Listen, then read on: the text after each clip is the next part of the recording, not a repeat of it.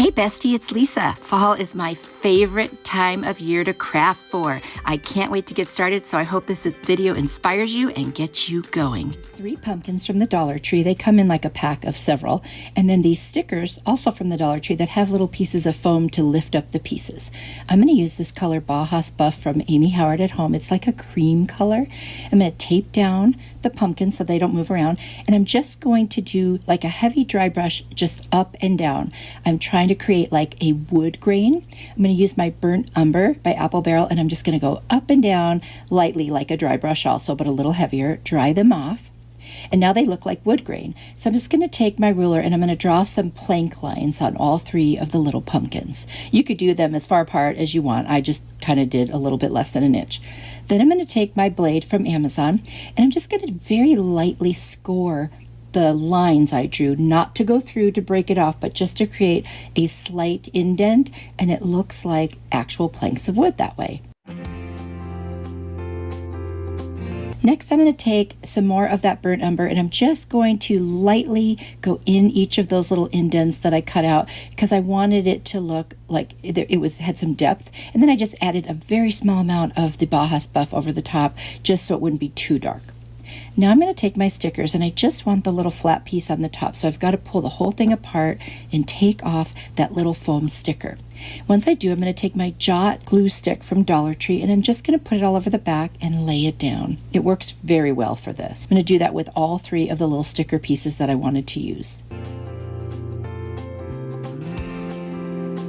I am going to put some little leaves and just little pick pieces, but first I'll Mod Podge all of them.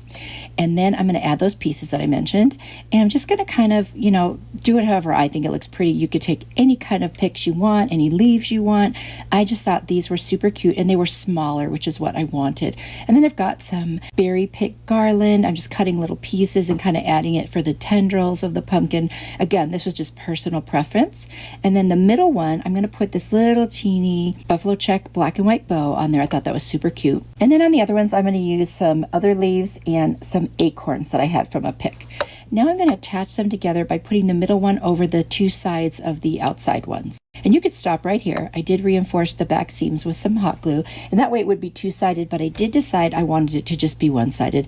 And I've got these little wood stems from the Dollar Tree. I'm going to attach 3 to the back, and that's going to be the way it stands up, which I think is so cute.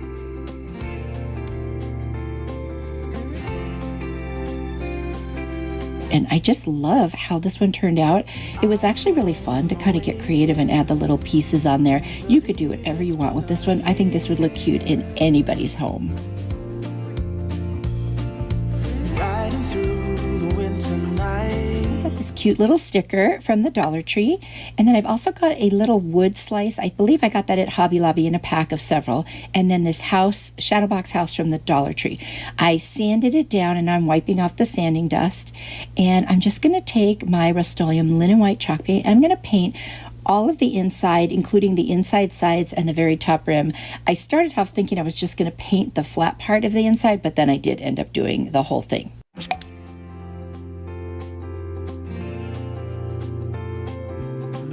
Once that's all painted, I'm going to take my Burnt Umber paint from Apple Barrel and I'm going to get a paper towel wet. You can use a baby wipe too. I just happened to grab a paper towel and I'm going to kind of stain it. I'm going to make it feel like it's stained. I'm going to rub it on with the paper towel until I get it to the shade that I want. And then I'm just going to do that all around the edges and the back. Then I'm going to take that paper towel I used and just kind of distress the edges naturally with that. It just worked out perfectly. I'm going to take the wood slice and the little sticker, and first thing, I'm going to hot glue that wood slice right to the inside of the little shadow box house. And I'm going to do it up a little high because I'm going to use some greenery or, floral picks from fall. I'm going to cut off that little fake frame on there, and then I'm going to angle each of the corners so it just kind of not a perfect square. I just thought that would look kind of cute. And because I am using a piece on top that's raised up, I am going to use hot glue on this one. And because that wood slice probably wouldn't work so well with the glue stick.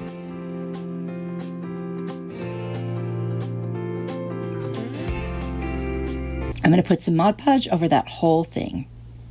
Then I'm going to take this pick and I'm just going to pull off pieces. I've got this big leaf. I think it looks really pretty. I'm just going to hot glue that to the edges. I'm going to put some other little pieces from this pick all around the bottom, just however I think it would look pretty. Again, this is a personal preference. You can do this any way that you like.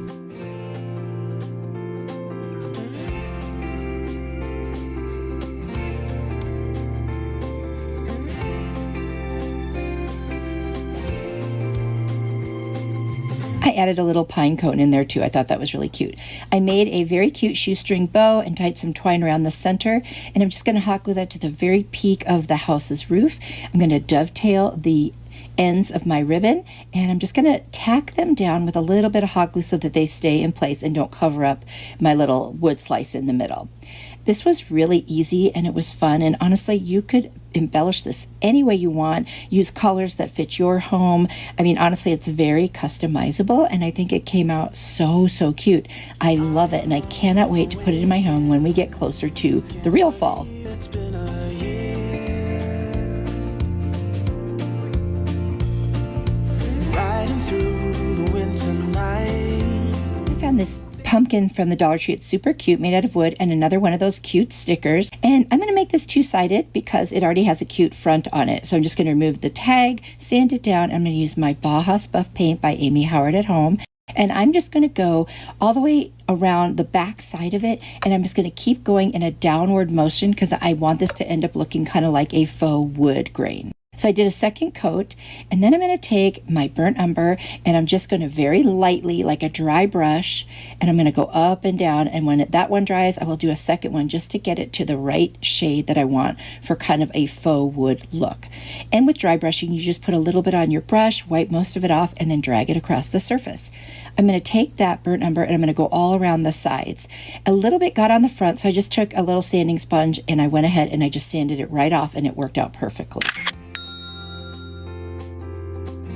So you can see the edges are nice and clean now. I'm going to take that sticker, I'm going to take off that little foam piece on the back. And then I'm going to use my glue stick from Dollar Tree, and I'm just going to cover the back of that and then lay it on the little pumpkin.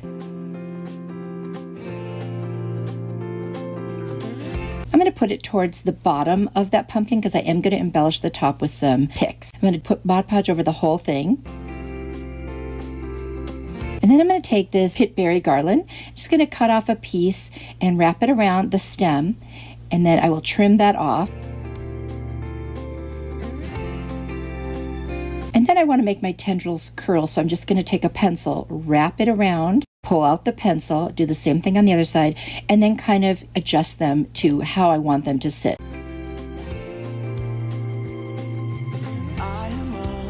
Once I get them exactly the way I like it, I'm just going to hot glue that middle portion down so it stays in place. Then I've got some other little berries from some fall picks from Dollar Tree. I'm just going to glue them on that other side, which is the original side, just to kind of embellish that a little bit. And if you notice, some of them, like it was ripped so you can see the foam. All I do is take another berry and put kind of foam against foam and cover it up, and it works out really well, and then everything looks like nice and fresh and, you know, clean again. I've got some leaves from another pick. I'm just going to add them below the stem on the pumpkin. You can do this with any leaves you want or no leaves at all, whatever you like. And then I've got this cute little acorn from that same pick, and I'm just going to glue it right in the center. I think this one turned out really beautiful, and you know I love two-sided signs. I just love getting twice as much for your effort, and this one is so cute. Both sides are awesome, so it wouldn't matter which one you used, and I think it came out great. I hope you like it too. Can't believe it's been a year.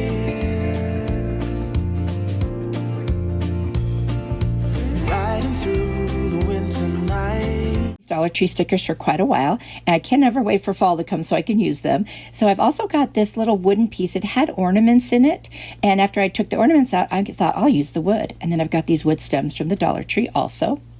I'm going to take the Baja Buff paint by Amy Howard at Home. It's that kind of a cream color, and I'm just going to paint the entire thing, the back, the sides, the front, everywhere. Then I'm going to take the stickers and I'm just going to kind of decide where I think they'd look cute. And I rearrange them a little as I go. And just, basically it's like a little window, but with different fun little fall stickers inside. So you could do this with any kind of stickers. I like these because they were kind of bubbly stickers. They were raised up a little. And I thought that was really cool. Plus they were all that, really cute fall color.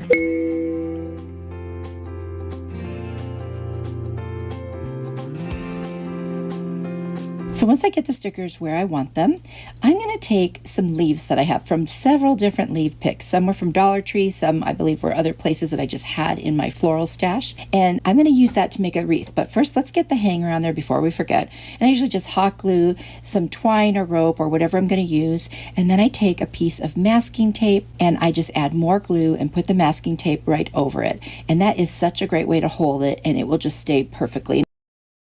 Now I'm going to take the leaves and I'm kind of just pulling them off the picks. They usually slide off very easily. I do want some of these to be attached in twos like the way they came off the pick. So I'm going to turn it over and I'll start with the four corners. And I'm just going to put hot glue in each of the corners where the little stems will touch. And then I will put them in the corners.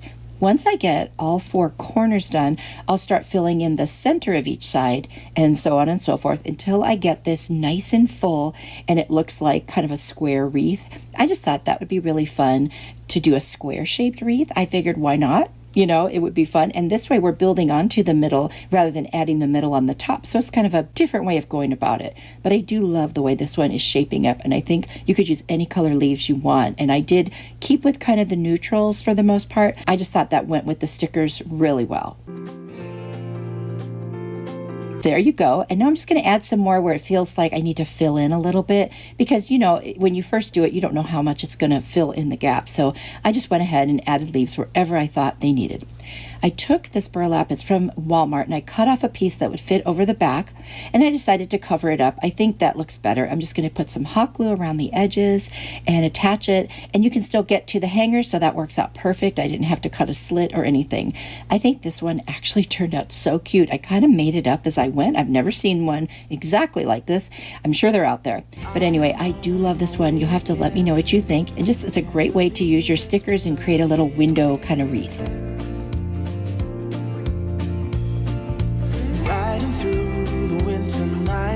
I got this leaf garland, I guess it is, from Dollar Tree, and then these two signs from the Dollar Tree. They were from the coastal time. And I'm just going to take my little cutter from Amazon. It's in my Amazon store if you are interested, as are all of my favorite Amazon tools. And there's always a link in the description box below. And I'm just going to score this like 4 or 5 times, and it breaks super easily. And I just used my square ruler to hold it straight, and then I cut a second one to match. I'm going to turn it over and hot glue a piece of a paint stir stick to the back, and that is going to be a great way to adhere them. I'm going to use this Bajas Buff. It's like a cream colored chalk paint from Amy Howard at Home, and it's a really nice color. And I'm not going to do like a full coverage because I want it to look like it's distressed. I'm going to take this walnut colored furniture marker from the Dollar Tree, and I'm just going to kind of draw like branches as if they're coming off of a tree, but you don't see the tree trunk. I looked at a picture so that I had something to kind of go on because I'm not really good at drawing without looking at a picture. So if you're going to do this, just find a picture or use mine and just draw like some branches and little sticks that come off of them. Because what we're going to do is take the leaves that I had and we are going to attach them right on to the branches there. You'll see in just a second. Right now I'm thickening up the branches just a little bit to make it look more realistic. Now I'm going to take these leaves. I had already taken them off that little garland. I snipped them off. And I'm just going to hot glue them right on to different parts of the branches. Like not every branch has a leaf on it, but because I left some blank, but I just love how this is looking. It's so pretty. I'm going to darken in the branches with that little black marker. I felt like they were too light. And I've got these rub-on letters from Dollar Tree, and I'm just showing you the last one I did. I started at the far end, and a couple of them didn't stick on well, so I'm going to take that black marker and just kind of fill it in a little bit and make sure. These are really easy to put on. You just scratch them with your finger even. It's super, super easy. Standing underneath. And honestly, that's it, except that it needs a hanger. I also am going to dry that ink because I am known to kind of smear ink, so I like to try to dry it just to be safe. So there's a little tip for you if you're like me. And then I'm just going to put some rope on the back and then put some masking tape over it with the hot glue like I usually do for my hangers. And that's all you have to do for this one. It's super easy. You could frame it if you wanted to. I decided not to. I just kind of like the look of the wood. And I think it's just going to be so pretty for fall. I think you could even stand this up on a shelf or you could hang it on the wall, whatever you like. I just know I love it. Maybe even in the center of a large wreath. Let me know what you think. I think it's so cute, and that was a very easy DIY to do. And those Dollar Tree leaves are the best. Standing underneath the lights. The Dollar Tree leaves, and I've got a little like mason type jar, but it has a little pattern on the side. And I'm also going to use some Mod Podge.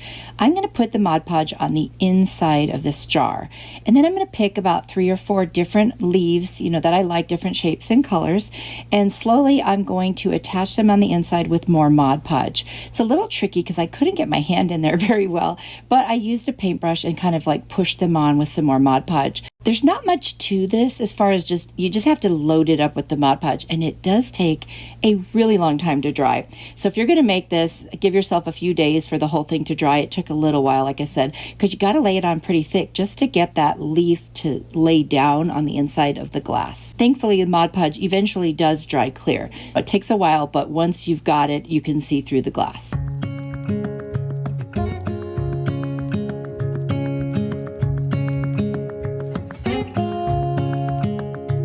I'm going to take my heat tool from Amazon. I'm just going to try to dry it.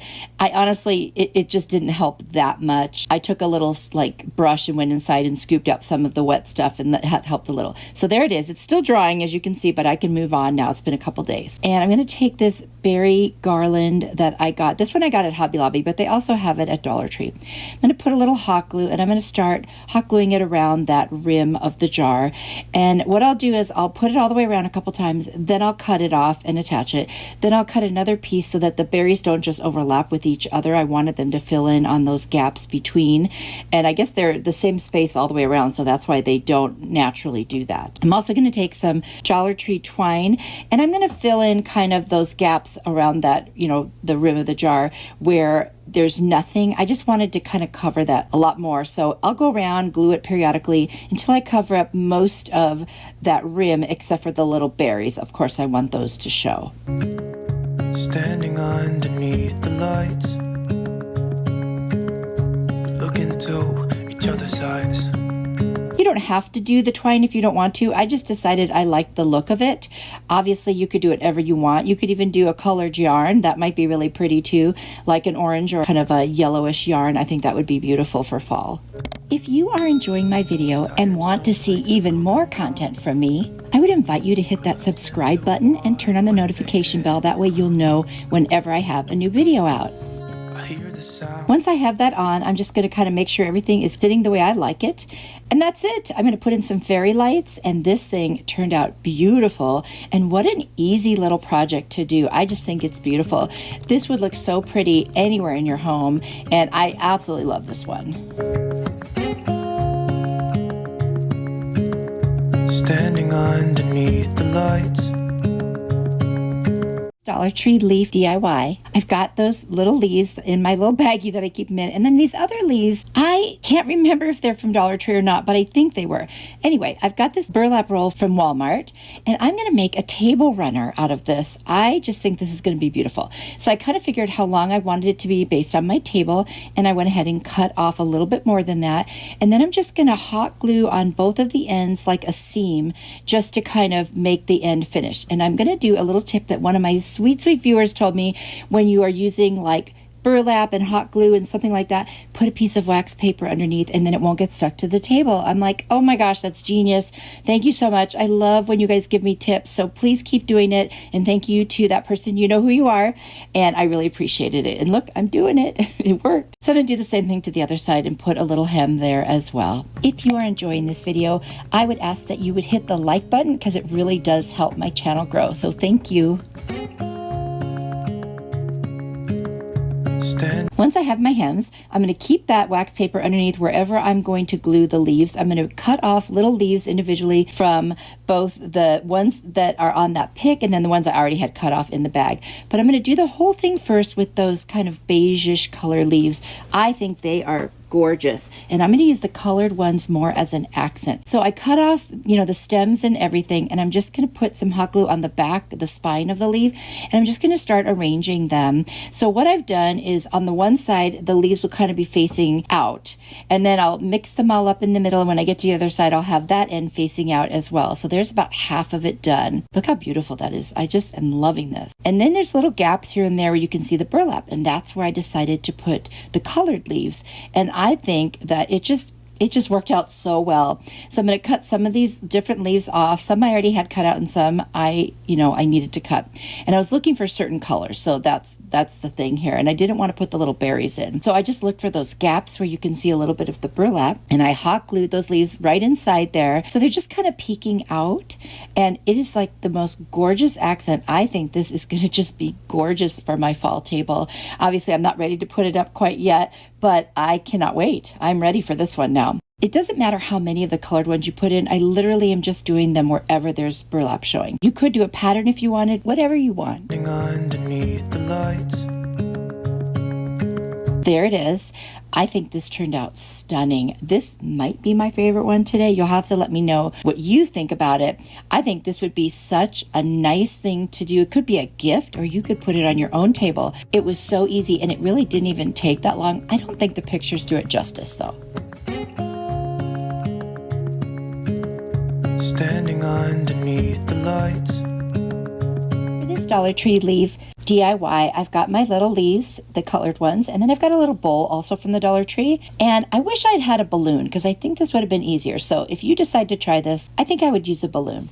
Anyway, I've also got the Mod Podge. I'm going to start Mod Podging leaves to the inside of the bowl. What I'm trying to do is make a bowl out of the leaves, and then I won't use the bowl once it's all done. You'll see. If that doesn't make sense yet, you will see. Anyway, it's just hard to get it to lay down. So I had to saturate this thing so much with the Mod Podge. Oh my gosh, it was crazy. Anyway, I did so much Mod Podge, and I just kept putting leaves until I covered the whole inside of the bowl. And it's just kind of repetitive. And then I made sure that the very bottom center had quite a few leaves because I wanted that to be thick enough to kind of sustain setting a candle or something inside of it once it's all done. And then I did add some extra leaves up the sides as well because I wanted it to have a little bit of height around the edges. So it didn't seem like the leaves were actually sticking down really well, but what I would do is as it was drying, I would go back with my brush every once in a while and kind of press it down, maybe add a little more of the Mod Podge, and just keep doing that over and over. And that seemed to make it lay down better. So I'm not sure if there's a better way, or if not using Mod Podge, maybe I should have used the Beacon Fabric Tack glue, something that dried a little more quickly. That might have been good. I didn't want to do hot glue. That I knew I definitely didn't want to do. But I think this is possible to do with something maybe like Aleene's Tacky glue, something that might dry faster and just stick quicker. That's the issue here, is that the leaves kept popping up. So I had to keep adding more and more Mod Podge. Anyway, it was kind of an experiment. It was just something I really wanted to try. It took a day to dry, but the very bottom, as you see, still is wet. So I just pulled it apart from the bowl, and that part that's at the very bottom of the bowl is just totally wet still. So I tried to dry it once I get this out of here. It does look like a bowl, so that's the good news. And I did the heat tool, trying to dry it, but there was just too much on there. So what I decided to do was take a paper towel and kind of blot at the bottom so that I could get off as much of that Mod Podge that was still wet, and then dry it with the heat tool. And I also let it sit overnight again, and that did the trick. So that's how it works, but I think a balloon would have gone better, and maybe a different glue. Anyway, drying it off again until it's all done. It did turn out really cute. If you're going to put a real candle in there, I would put something down that it can sit on so that it doesn't melt into the leaves or catch anything on fire. But this is just adorable. I love it.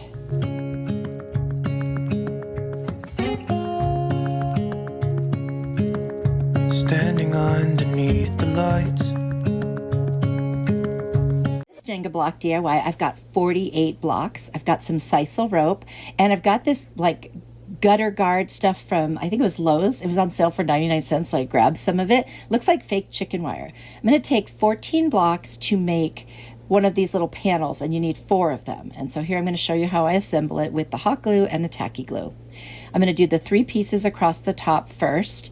Then I will do the 3 pieces on the bottom the same exact way, and then I'll do the 3 pieces on each side. And now I'm going to take one of the sides and I'm going to just put it on the edges, the glue on the edges, and then attach 1 set of 3 to the bottom and 1 to the top. And then I will fit the last one at the very end, just the same way. So there is one of my panels, and I will make 4 of those total. There they are. Now we're just going to hot glue them and tacky glue them together the exact same way, just bigger pieces. So you'll see here a lot more dots. I try to reinforce wherever I can. I just find that this really, when I used to make this with only glue or only hot glue, it just always fell apart. So to do both seems like it works the best for me. So I'm just going to put them all together, like first the 2s and then the whole entire thing. So now we're doing the 2 bigger pieces. And that will do it for this one once I get that attached. So easy, you guys. Once you kind of get the hang of it, I mean, obviously there's a little bit of a learning curve to figure out what works the best, but I feel like this does for me, and you might find a different way works best for you. So there you go. Now I'm going to cut up some little pieces of like old paint stir sticks and scrap wood and just put it all over the back to secure all of the seams. I'm going to take my Rust-Oleum chalked linen white paint, and I'm going to do a nice coat on there. It's not perfect, but on the sides as well. I'm going to take the gutter guard and I'm going to cut it. You cut with scissors, and I'm going to cut it just to the edges of the window so that it will cover those holes. And if I have any excess, I can trim it off, but I'm going to use my little heavy duty stapler, and I'm just going to put that in. And the reason I use a stapler is you need something a little wider to get those little pieces of what I'm going to call like chicken wire down. I got the sisal rope, and I'm just going to measure out a piece that will go across vertically and one that will go across horizontally. I'm going to hot glue it in the middle, hot glue it on each end, do the same thing with the one going the other direction, and then I'll turn it over and I will staple the rest of those pieces down. I've got a couple of fall leaves and some little berry picks that are very fall-like, and I'm going to add them to the center. And this is like the cutest little window, like bulletin board, and you could change out the middle and put something else for another time of the year. I love this one. I think it's my favorite. You guys will have to let me know what you think. I love the way it looks. It's so farmhouse, but it still feels very fresh.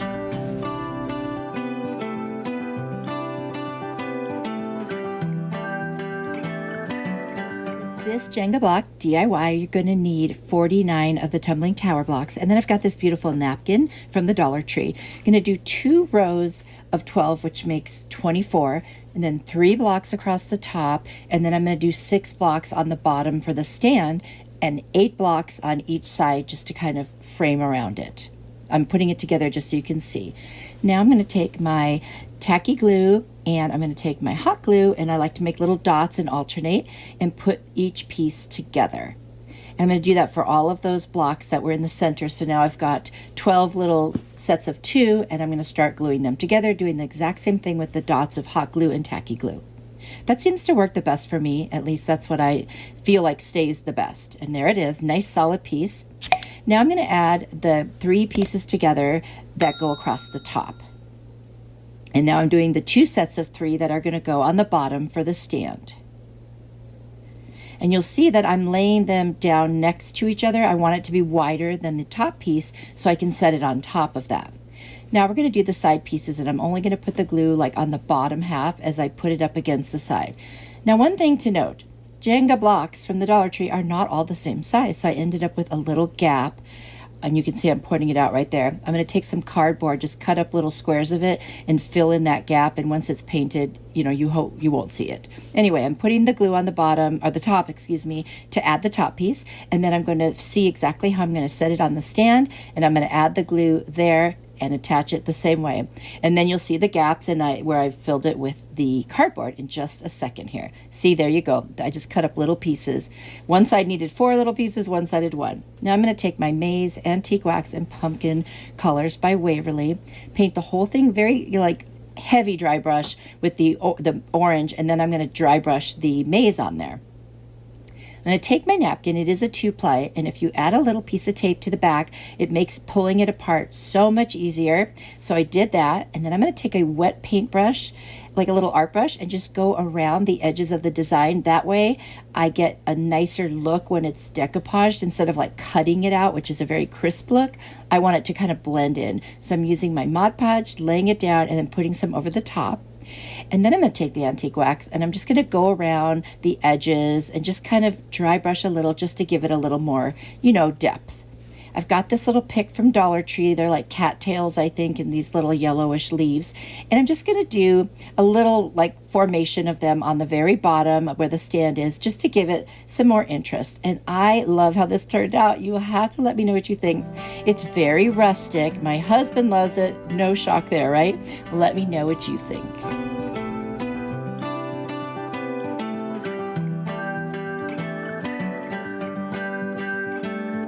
Another super easy DIY, and I've got 10 blocks to make each of these pumpkins. So I'm going to start off with 3, and I'll put one sideways, one the other way, and then another one sideways, so you can see what I'm doing right there. I'm going to make 2 just like that. And then I'm going to put some in the middle. Now I do realize I need 2 in the middle, so I do add 2 more coming up here. So the first thing I'm going to do is use my tacky glue and hot glue and put my little dots on there. And then I'm going to start attaching each of these sets of 3. See how I'm doing one way, one the other, and then I do the same on the end with the first one. And then I do the same thing to the other one. And now I'm going to attach that other block that's going to go kind of in the middle. You see how I just kind of put that sticking out a little bit? Do the same thing to the other side. I love these easy DIYs with the Jenga blocks. They're so cute. And then I see here, oh, that looks too thin. So now I'm going to add 2 more blocks in the center. And I think that really does the trick. I guess when I first started, I wasn't thinking how small it would really be. So now I'm just going to add those 2 extra blocks to the ones that are in the middle, and they're not going to stick out. They're going to be exactly in line with the 2 that are already there.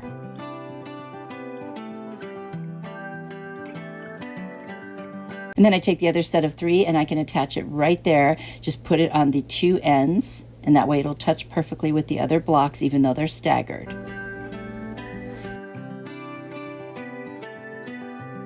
And there you go. Isn't that the cutest little pumpkin? I'm going to make another one of those the exact same way. I'm going to take my pumpkin chalk paint from Waverly, and I'm just going to roughly paint all around the top and sides, and then I'll take the maze and do some dry brushing all around it. They look adorable as they are, but I did decide to put a little bit of antique wax on them too, just because, you know, give it that little rustic feel, and I love that.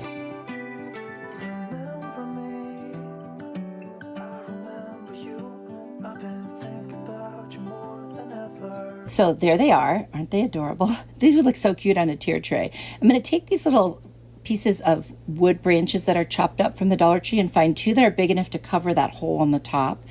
And once I realize that it will, those will be the ones I choose. And then I'll take my hot glue. I'm just going to go around the edges. And I feel like this is enough for this. And it does hold really, really well. I'll do the same thing to the other one. And would you believe that's it? You could add leaves if you want or any tendrils, but I thought these were so stinking cute. And like I said, I think they would look great on a tier tray or in a vignette. I absolutely love them. You'll have to let me know what you think. And again, this is a very easy Jenga block DIY.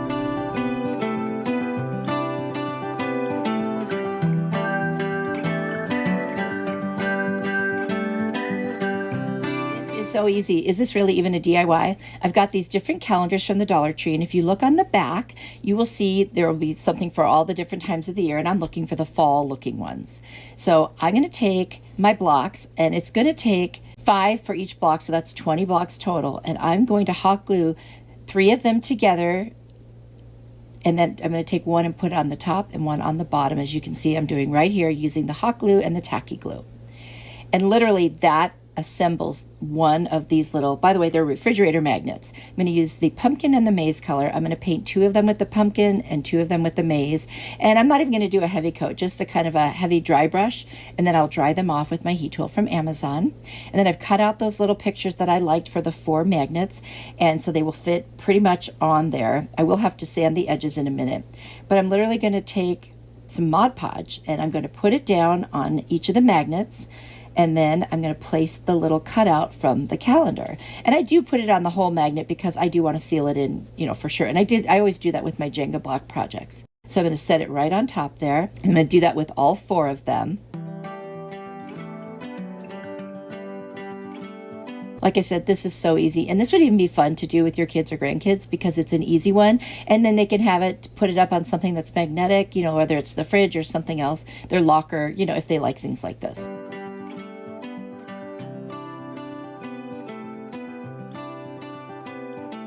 You also don't have to make them orange and yellow. You can make them any color you want because the little pictures are very fall-like. I just decided to go with this because I do like those colors in the fall. They're very traditional.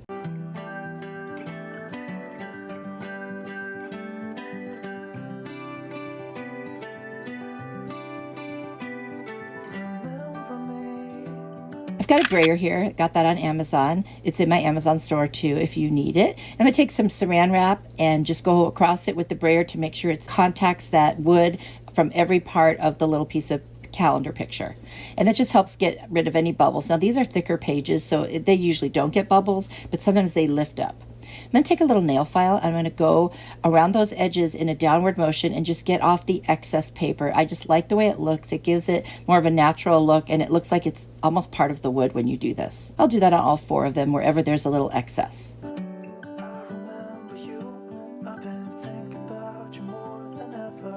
I've got these magnets that I also got on Amazon. They're stickers. Of course, I'm not going to trust the sticker. I'll put a little bit of hot glue and then put the sticker side down, and bam, there we have a magnet. I'll do that to all 4. So easy, so quick, and what a cute little DIY. I hope you like it.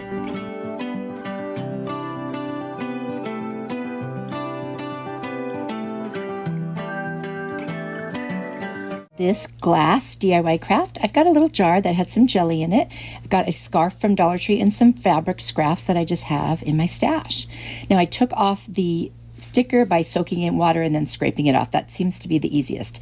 I didn't need to get the sticky stuff off because I'm going to be covering it anyway. So I'm going to take the scrap fabric and make a little cut because I want it to be thinner. And I'm just going to rip it. I love the ripped edges. So I'll do that with all those pieces. Then I will take the Dollar Tree scarf, and it had kind of fall colors, so that's why I used it. And I'm just going to measure how much I need to cover the whole jar, and I'm going to cut that. And then I'll also cut off the excess along the bottom. Now these scarves are really thin, so this is going to work so well for this project. I'm going to make a little candle holder. I'm going to take some Mod Podge, and I'm just going to put it like a row of Mod Podge, if you will, on the jar and start attaching the scarf. It's such thin fabric that you just kind of press it down, and then once I get it all on, I'm going to put Mod Podge all over the top of it, and those little pieces on the bottom, I'm going to trim it down even further, and then I will use the Mod Podge to kind of press it down to the bottom. I'm not too worried about the edges there. I just want to make them lay down as much as possible.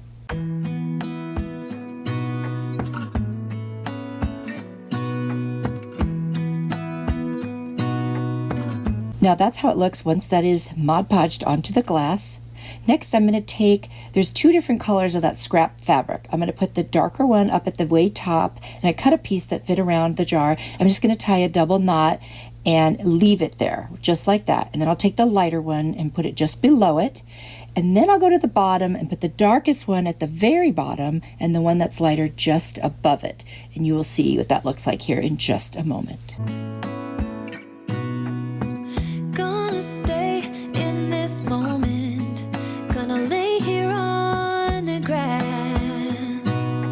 This is such an easy craft. Oh my gosh. And you could just do it with stuff you have around the house too, which is great. It's almost a trash to treasure, not quite. Once I have them all on there, I don't want it covering up that scarf. So I'm going to slide down from the lighter color and then up from the lighter color that I have at the top. And I'm just going to create this little like border along the bottom and the top of the jar.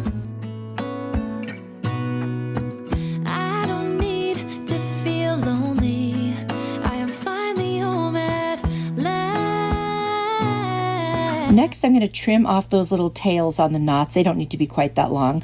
I just wanted to have a little bit of a rag kind of look with those edges being, you know, roughed up from ripping it. So there it is. And literally, I'll just add a candle and that's it. It is so cute. Super easy. You could do this for any time of the year. This one's kind of fall-like, and I hope you like it.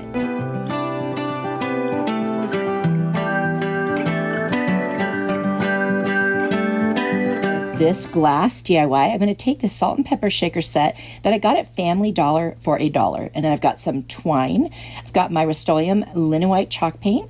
And then I have my maize and pumpkin chalk paint from Waverly. I'm going to take off the lids to the salt and pepper shaker. We won't need them for this. And I'm going to paint like kind of a third of the little bottom part of the pepper salt shaker with the maize, and I'll do several coats of that so it looks nice. Then I'll take the pumpkin and I'll do like a middle layer. If you can't tell, I'm making these look like little candy corns, and I just think this is so cute. And again, super easy. It does take several coats to get it to the way I like it. Plus, sometimes I get a little too heavy-handed and then I need to cover up the original color just to make them look a little more even. And then I'll take that chalk paint, the white, and I'll just do from just above the orange all the way up to the very top of the little salt and pepper shaker.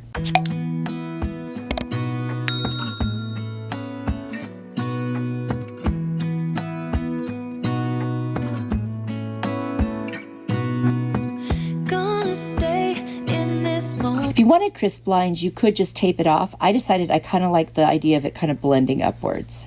Now I'm going to take some Mod Podge and I'm going to cover the whole thing because I don't want it to peel. Paint on glass can peel very easily, so that's why I did that. I'm going to take some twine and just cut enough to make a little bow around the top of each. So easy. And that's all I'm going to do is literally tie a little shoestring bow around each of the tops. I do add a little dab of hot glue in the back so the string doesn't move around while I'm trying to tie it. Sometimes with these little things, it's so hard to keep them in place, so that's why I like to add just that teeny tiny bit of the hot glue. I think this would be so cute. You could actually make these for different seasons too. I have made a spring one before with salt and pepper shakers, and now this is a fall. So who knows, eventually maybe I'll make one for all of the seasons. Actually, I've done a snowman. I forgot about that. So yeah, I have done some other ones. Gonna lay here on the grass. And then I'm going to put a little teeny dot of hot glue just to make the bow lay exactly how I want it. I'm not the best bow maker, so I need to give myself any help I can get.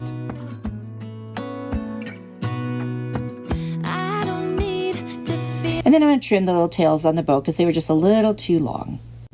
So there we go. And now I'm going to take some fall greenery and I'm just going to clip off a couple of, well, a leaf on it, and then some of the little, I guess they're like berries, just whatever it is. Just want to add a little bit of, greenery to this, but keeping with the fall theme. I love how these turned out. They're so cute. I could see this on a tier tray, on a shelf, on a riser, wherever you want. I just think they're adorable and could not be easier, honestly. I do think you can definitely do this.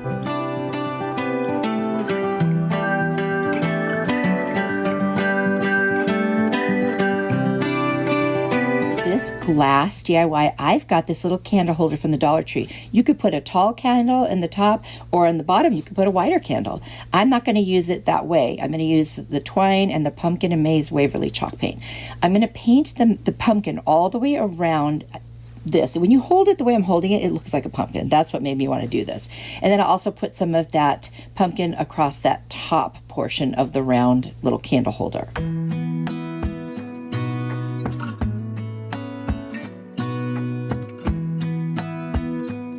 It's so cute, but I did decide to take the maize and just kind of dry brush it on there to give it a little more like texture and dimension. I think that just adds a lot when you start doing that. It just gives it's not so flat looking. I think you know what I mean. I love this community. I just wanted to tell you guys how much I love the comments. I love how you talk with each other. Please feel free, reach out. This is such a wonderful community. I mean, we're just crafting besties, and I just think we should all be talking to each other. We all have so much in common. So thank you guys so much. I love you guys so much. I am going to take this twine and I'm going to start wrapping it around that little top portion. It's the perfect stem, right? It's almost like this was made to be a pumpkin, even though it wasn't. So I'm just going to keep gluing it all the way around till I get to the very top, and then I'll even put some around that very rim of the top.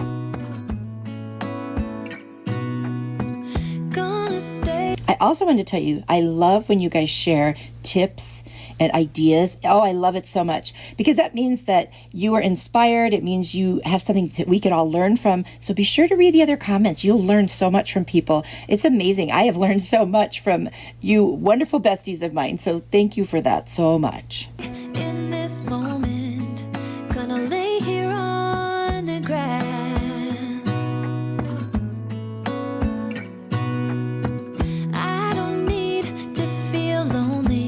Now, once it's all done and glued on there, I'm going to take my scissors and just cut off that last little piece that's hanging there. And so, yeah, you would think this is done, but I've got a couple of leaves that I thought were just perfect for this. I took them off this fall pick, and it just, because it's just a little glass pumpkin, I felt like it needed it. It just needed something extra. So cute. I know the projects are pretty like small in size in this particular video, but you know what? It's kind of nice to have some small things. I know we don't have a lot of space. So if you're like me and you live in a smaller place, I can't just make big things all the time because I have nowhere to put them. So having these smaller ones, it's great for the tiered trays and the risers and the shelves, or just little accents here and there in the kitchen or wherever. So I hope that helps some of you too that are dealing with smaller spaces. And so I don't make a lot of big signs because I have nowhere to put them. Anyway, I hope you like it.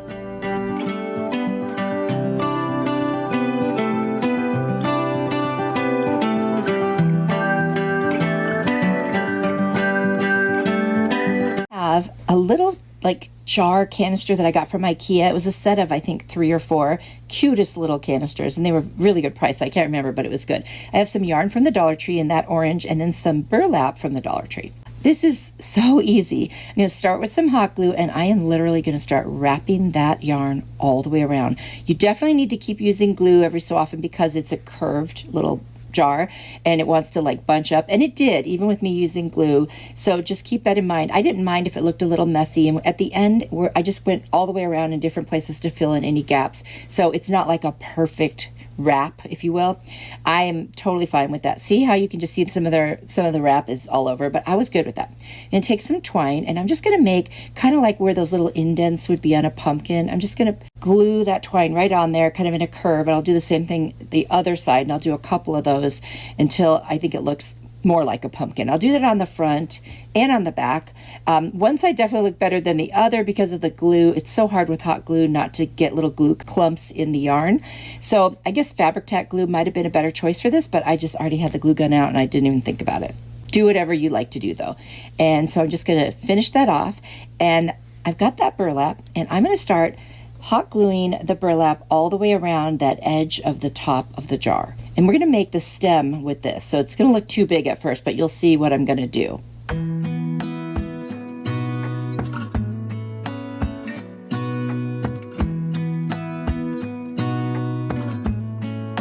So once I have it all glued on there, I will cut off the excess, and I'm just going to kind of twist and turn it so I can make it as tight as possible. And then I will hot glue some of it down before I cut it so it doesn't unravel. And then I'll bend it inside of itself and just attach it even more with the glue. So it's just kind of playing with it, getting it the way you like. Once I have it more or less the way I like, I'm going to take a little piece of twine and just tie around kind of the top part of this little stem, because that makes it even narrower, and I just think that makes it look more like a little pumpkin stem. I mean, it's pretty thick, but you know what, it was just for fun. And again, this could go on a tiered tray, riser, shelf, wherever you want. It's just adorable. Gonna stay in this moment. Gonna lay here on the grass. Now I felt like this one needed some leaves on it because it's just something about it. So I got a couple leaves off of a pick that I had left over, and I only used one leaf on this one, and I just hot glued it down, and I think this one is adorable. I love it. It's so cute, and it's just so fall looking. So I hope you like it, and I hope you'll consider making something like this.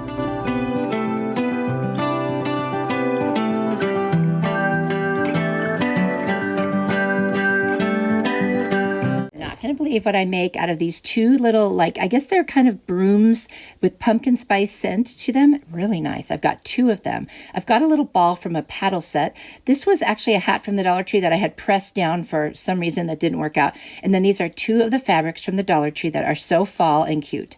I'm going to cut 2 triangles out of the hat. I'll cut one first and then hold it over and measure the other one to be about the same size. I am going to make one a little smaller in the end though.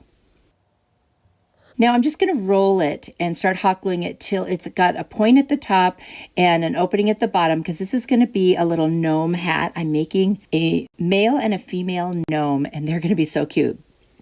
I'll take the string out of the paddle, and I use my blade from Amazon, and I will cut it right in half. It cuts super, super easily.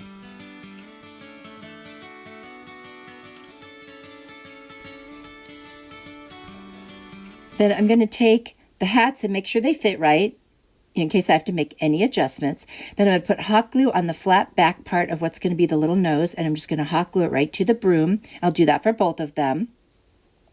Then I will hot glue the back of the hat to the broom. Now I'm going to cut a very thin piece out of the burlap with the daisies on it, and I'm just going to wrap it around the one and hot glue it. This is going to be my little female gnome. We'll call them Fiona and Fred for fall. What do you think? I just made that up, so I don't know. I was looking for names that started with F. And then I'm going to take this little sunflower that I got. It's like I got a little sticker on the back, but I'll still use hot glue. I got that at Hobby Lobby. I'm going to rip a piece from the other fabric, so I have the rough edges, and I'm going to tie that one around the hat and then cut off the edges so they're not quite so long. And I love that frayed look with the fabric. And this is my little boy, Fred. I'm going to see how leaves would look on it, and I think they look really nice. So first I'm going to cut out a couple little pieces of orange burlap, and I'm going to use my Beacon Fabric Tack glue. I also get that on Amazon. A few people have asked me. Love this glue. And I'm just going to glue 2 little patches onto the hats, and then I'm going to also glue those leaves right on. This is all fabric, so it's perfect. I've got 2 teeny little nails. I'm going to stick them through the hat into the nose because glue was not working, and that way the hat will stay affixed to the nose. I'm going to put a little bit of twine on the back right where that fabric is on each, and then cut another little piece of each of those fabrics to cover the string. And that's it. They can just hang up, and they are like an air freshener and a cute little decor. Oh, almost forgot. I painted their noses with the cashew chalk paint from Waverly, and I think they are adorable. And who would have thought if you just grabbed 2 of those little pumpkin spice brooms that you would get not just an air freshener, but 2 little gnomes.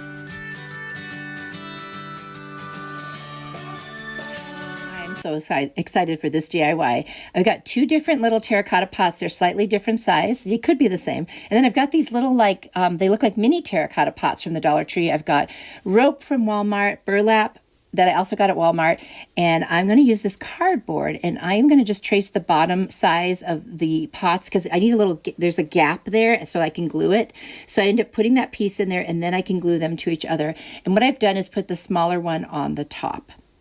So now I'm going to take some hula skirts and just cut it up in pieces and hot glue it right around that seam where they meet together.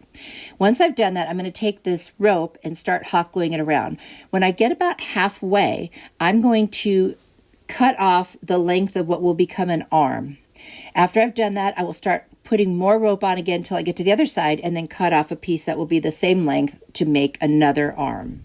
So you see I'm kind of measuring them and cutting that off. Next, I'm going to trim hula skirt so that it looks nice. Now I'm going to take this burlap, I'm going to fold it in half and measure to go all the way around the top part. I'm going to hot glue the 2 ends together, putting wax paper underneath so it doesn't stick to my table. And now I'm just going to hot glue that all the way around. I'm going to take my Beacon Fabric Tack glue and I'm just going to put it on the side of the lower pot, and I cut out 2 little squares that look like patches of the burlap. This is turning into a scarecrow. You probably guessed that by now. I'm going to take a marker and just kind of lightly draw eyes, nose, and a mouth. I will go back and fill that in later with a better marker. I thought this one was going to work well. It's just a little too light. And all I'm doing is making 2 ovals for the eyes, like an oval going the other direction for the nose, and then a little jaggedy kind of mouth. I'm going to take some more of the hula skirt and just wrap it up so that there's more sticking out on the top. I'll put a little piece of twine around it and just tie a knot. That way it has something I can glue it to and put it inside that top terracotta pot, and I'll spread it out the best I can and trim off any excess.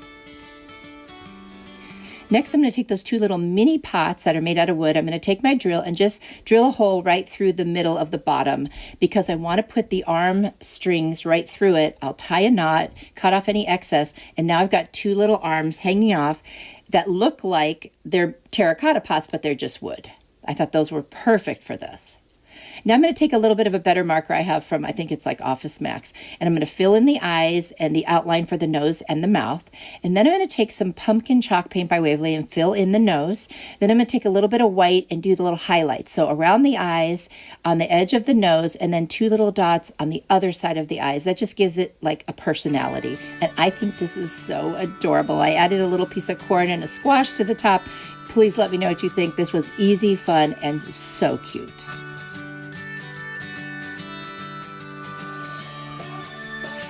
DIY is so easy. I found this house at Dollar Tree, just kind of like a faux wood looking thing. It's probably MDF board. And then I have these, that's like a faux leather word, and the other two are wood.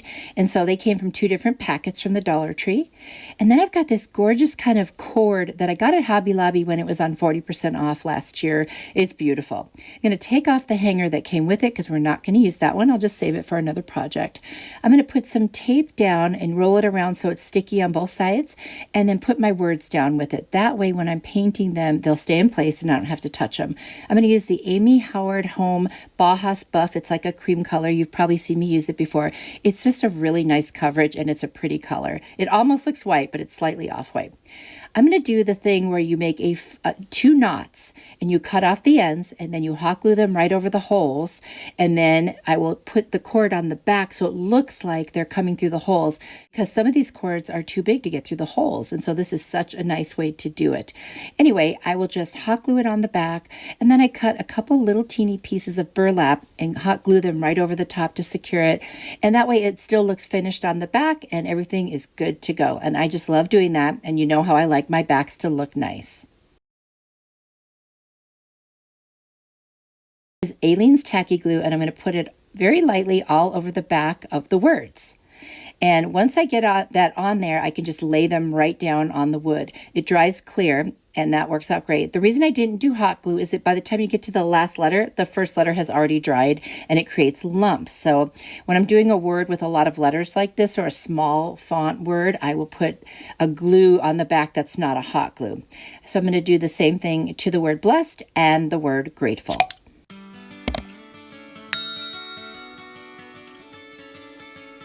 Besties, I hope that you guys know how much you mean to me, how much I appreciate you, and I love this community we have. Everyone is so kind to one another, chatting in the comments. I feel like we're all just, crafting besties, and I really appreciate it so much. You're so supportive of each other. People have been praying for each other, making nice comments. Thank you so, so much. I mean, yes, there are the occasional people that aren't positive, but you know what? Maybe they had a bad day, so, we'll just let it go and hope for the best.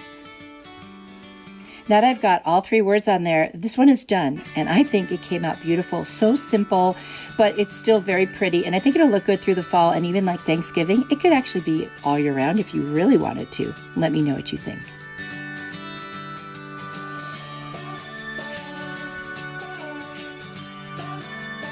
Another very easy DIY. I've got these bamboo rings from the Dollar Tree. It comes two in a pack. This is just a little lid from some French fried onions.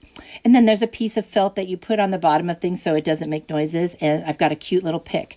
I'm going to use my miter shears to cut the smaller hoop in two places. And you can find all of my Amazon tools that I love down in my Amazon store, down in the description box below. And you'll see I just cut off two pieces, so I end up with a kind of a C shape on the other one. Now I'm going to trace the size of that little lid on that felt padding, and I'm going to cut it out with my blade, also from Amazon. And then I'm going to put some cardboard. I'm going to cut out like 4 or 5 pieces that are the same size and put it in there so I have something to glue that pad to. I'm just going to hot glue those right inside there.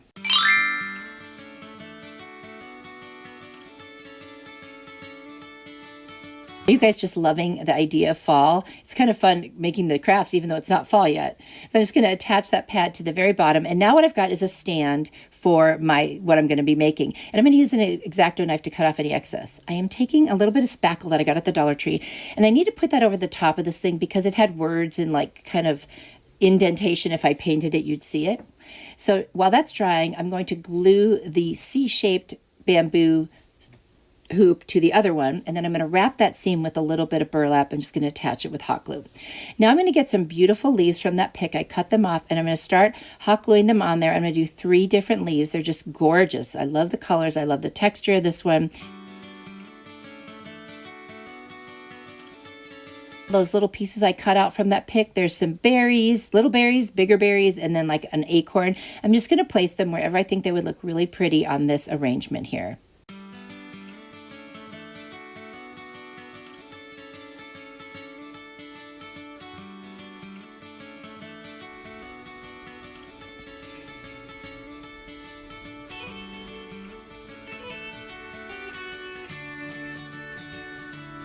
I'm going to paint my little stand with the cashew colored chalk paint from Waverly. Just going to lightly paint over the top of it. And then I'm going to take the Burnt Umber by Apple Barrel paint. I'm just going to dry brush over the top and give it a little bit more of an interesting look. Now, because I had the spackle underneath, it kind of crackled over the top, and I thought that looked pretty cool. So now I'm just going to place that on top and hot glue it to the stand. You could use anything for a stand. I just happened to see this in my kind of trash to treasure pile. I thought, why not use it up, you know? And I've got this beautiful off-white sunflower, and I'm just going to put hot glue on the back and put it right in the center to cover up that burlap. I needed something to glue it to the stand. I think this is beautiful. You could do this in so many different ways. So this is just inspiration. And hopefully you will find a way to do it and make it your own. I hope you like it. Take a rectangular piece of the foam from Dollar Tree and then this wreath form that's kind of like MDF circle. I've got some acorns from the Dollar Tree, and then I've got these pumpkins from the Dollar Tree. There's 2 faux leather types and 1 burlap one, a cute little plaid bow from the Dollar Tree, and then some greenery I just had laying around in my stash, and a scrap piece of fabric. I'm going to cut a little slit in the fabric and then just rip a little strip off of it. And I'm going to start by hot gluing it right to the little wreath form. And then I'm just going to wrap it around and make sure it overlaps all the way around. It takes a couple pieces to get around, and you just glue down the second piece or the third piece wherever you left off and keep going. Super easy thing to do. And it just kind of gives it color, and it's not so boring anymore. I love the way it turns out. Next, I'm going to take the 3 pumpkins, and they're not going to be like in the center. They're going to be off to the left side. I'm just going to pull out the little clip that was in it. It comes out really easy, and I'm just going to hot glue them onto the wreath form. They stay very nicely because of the fabric, but I will go ahead and reinforce the seams. I'm going to show you how I'm reinforcing them on this side, but I'll also do it on the other side. I'm going to cut out my rectangular piece. I'm going to use that metal word harvest. I'm going to put that on there, so I want to make sure it's a little bit smaller than the word. And then I'm going to take that fabric and I'm just going to hot glue it to my rectangular piece of foam and wrap it around and cover the whole entire thing and just hot glue it when I'm all done. And I do have to use a couple pieces for that as well. Then I'm going to take my harvest metal word and I'm just going to put some Aleene's tacky glue in the center portion of it because I don't want it sticking off the edges. And I'll just set it down, and that is going to secure it perfectly right there. Then I'm going to start adding my little greenery pieces. I cut them into smaller pieces so I could place them wherever I wanted. I'm going to add a couple of pine cones. I've got some acorns I'm going to add. I just kind of looked for things that I thought would fill in really nicely and give it some interest. I love to do that. I like mixing things together. I think it looks, I don't know, more high end, and it just looks really nice to me. I like to do that.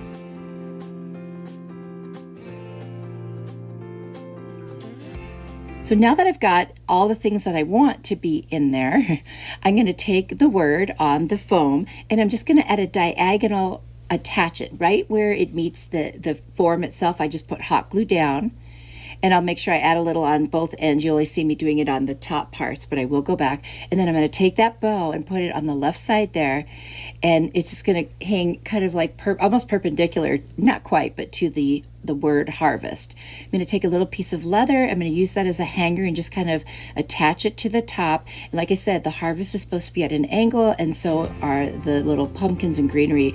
And I really love this one. This might be my favorite today. Let me know what you think.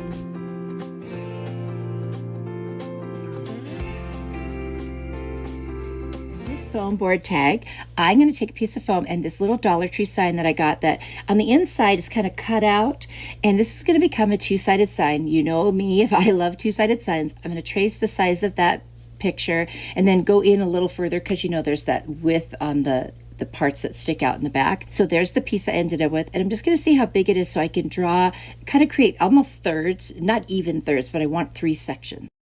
So what I'm going to do then is take a circle that I will overlap all 3 sections and draw that on by tracing around. And then I'm just going to erase the middle lines where I drew across. So you kind of see I've got a top section, a middle section, and a bottom section, and the circle overlaps. I'm going to take the pumpkin chalk paint and do that middle section, the maize chalk paint and do the bottom, and then I'm going to take the Amy Howard Bajas buff and do the top section. So there's the maize, and there's the pumpkin, And then now we've got the Bajas buff.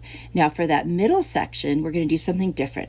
I'm going to trace the circle with a marker, and I'll go over it several times. I like to do it in small little sections. Otherwise, I always mess it up, even if there's a line. So I have to take little pieces, and it's not perfect, but that's okay because this is homemade. I'm just going to write the word hello and then fall. Hello is going to be in cursive and fall is going to be printed. I saw something similar on Pinterest and I decided to just go for it and see if I could do it. You can always use stickers, or if you don't want to do cursive, you could just print it out, cut it out with a Cricut, whatever works for you. Or you could trace something, you could print it on the computer and then trace it. That's another option too.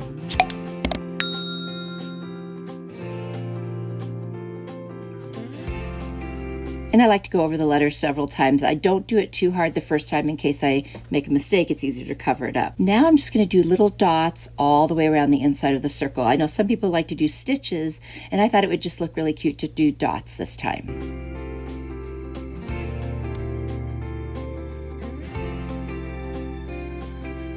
Now I'm going to take my sign and I'm going to remove the tag and the little hanger on it because we're not going to use that. And I'm going to hot glue the back of my foam board and I'm just going to stick it right inside. Now, of course, I didn't cut it perfectly, so I'm going to take some mop head rope and I'm just going to put that in there with the Aleene's tacky glue and just fill in that gap, and the white goes with it. So I thought, why not? Let's just kind of give it a little border. And of course, it's two-sided. I didn't do anything to the other side. I am going to paint all the way around those edges and the inside edges up to the little rope and the outside sides. And it's so cute. And I love that it's two-sided, of course. And I'm excited to put it in my house for fall. It's very bright. Let me know if you like it.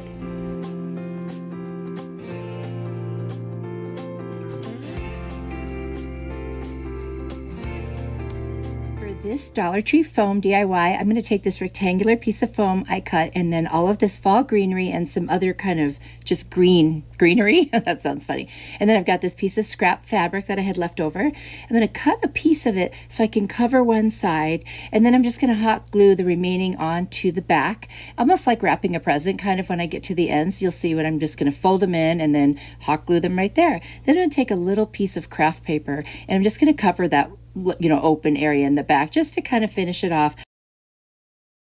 I've got a couple of round foam balls and I'm just going to take a little putty knife and just kind of cut them right in half because I only need 3 halves to do what we're going to do, which is make a table centerpiece for fall. And I think this is going to be so pretty. And it's actually very easy too.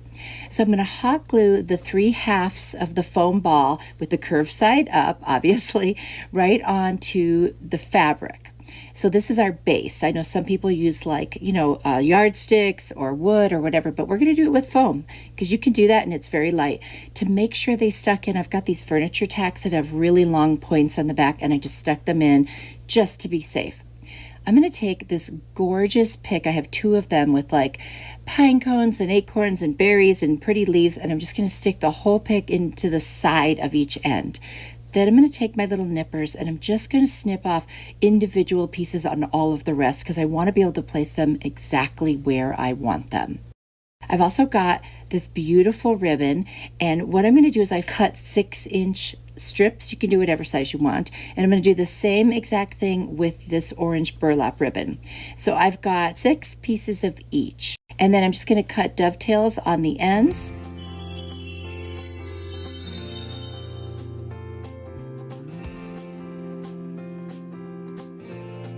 And then I'm going to take 2 pieces. I'm going to put the plaid one on the back and then the burlap one right in the middle. I'm going to take a piece of floral wire and just tie it right around the center. And I'm going to make the end come out on the back side because I'm going to twist it up and make it pointy and stick it right into the styrofoam. We're going to have 3 of these bundles on each side, and it's a filler to kind of help cover up the styrofoam. And I'm going to fluff the ribbon and everything, and I'll still have something showing. So I'm going to take these little pumpkins from Dollar Tree. There's 2 faux leather and 2 burlap ones. I'm going to put 3 on each side, and that's another way that I can cover up that. And then I found these little baby sunflower stickers that I had. They look like paper flowers, and I put them on. You guys, this turned out stunning. I mean, at first I was kind of getting nervous, but it turned out beautiful. And then that pine cone in the center. Let me know what you think.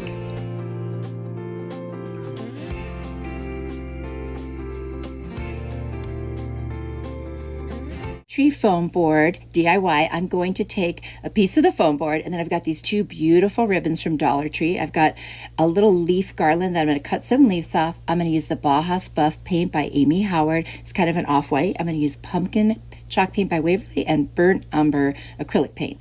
So I've drawn a tag onto my foam board, and I've got all the measurements there. So if you want to freeze the screen, take a screenshot, whatever you want. The other thing is you can just decide on your own measurements if you want, but this is how big I wanted it to be. So I just used my little blade, cut it out, and now I'm going to draw a couple lines because I want to paint some different colors. This is going to be a fall tag. So in the first section, I'm going to do the pumpkin, and then I love taking that tape off, and then I'm going to do that Baja Buff in the middle, and then I'm going to, for the top part, I'm going to create a faux wood look. So I'm going to put that Baja Buff going the opposite direction, and then I'm going to take my burnt umber with a chippy brush, which is just a really like worn out brush basically, and I'm going to start like dry brushing over and over and over till I get a wood grain look by going in all the same direction. So that's how I've done that.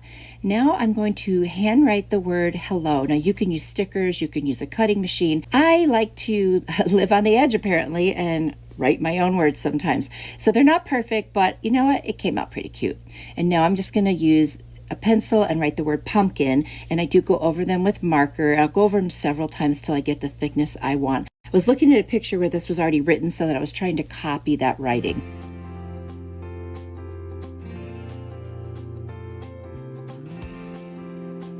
I'm going to take my crocodile. This is an amazing tool that you can make holes with or create rivets. And for me, if you have arthritis, helps it not hurt your hands so much. So I did that. I drew a little circle around the hole, and then I put some rope in there for the hanger. Then I'm going to take my ribbon, and I'm just going to go back and forth and make 6 loops so that I can create a cute little bow. And I just tied it in the center with some twine, and now I'm going to fluff it. And it's not a big bow, it's just a cute little bow, but I did put a hole in the tag so I can put that string that I tied it with through and attach it. I thought that would be better than hot gluing it. So I'm going to tie a couple knots and then glue that to the back.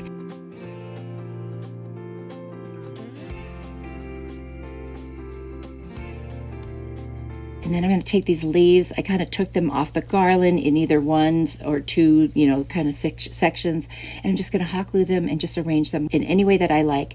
I think they are so pretty to go with this ribbon. I think it's a perfect match. And I love this little tag. It would look so cute on a door or on a wreath on a door, whatever you think. And like I said, you could make this any size you want. You could make little mini ones. I think they would be adorable. I did make kind of a medium size one. And I hope you guys like it.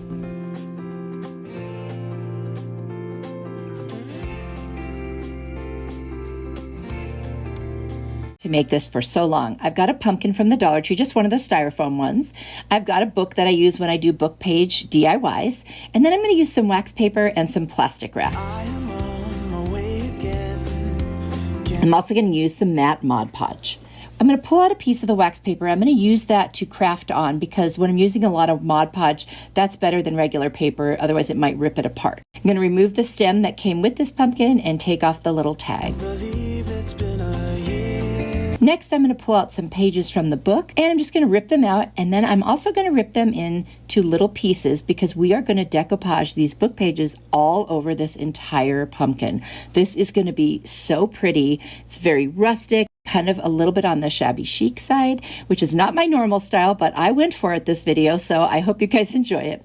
I'm going to put a generous amount of Mod Podge on there, and then little by little add each piece of paper and Mod Podge over the top. The plastic wrap is so I can hold the pumpkin once there's a ton of Mod Podge on it without it sticking to my fingers and sticking to everything. So you won't see me doing it, but it's just sitting there, and as soon as I have a lot more Mod Podge on there, I will hold it on there and just kind of secure the pumpkin in my hand with that wrap, and then, keep Mod Podging the whole time.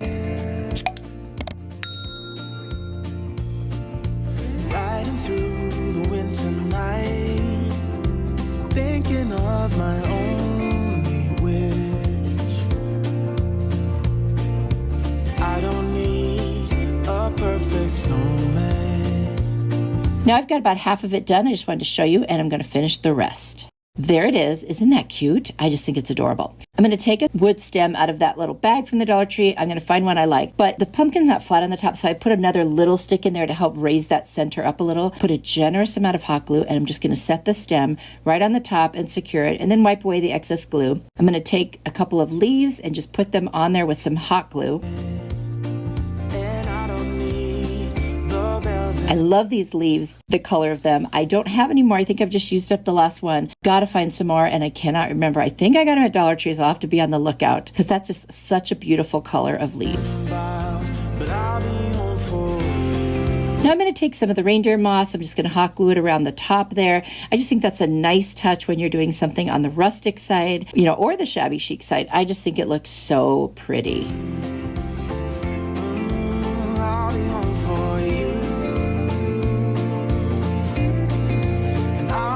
And really, that's it. This one is done. You could embellish it more if you want to, but I thought this was plenty because the book pages are busy enough. I absolutely love it. You know I'm a big fan of book page DIYs, and I do have a video, I'll put it in the description box, of just book page DIYs, so I hope you enjoyed this.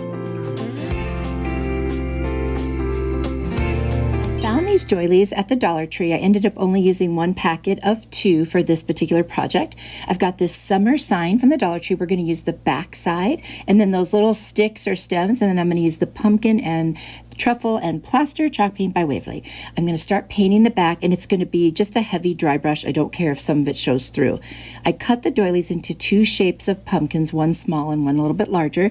I'll use the pumpkin to just lightly paint the first one and the truffle to paint the second one. And these are going to be such cute little doily pumpkins.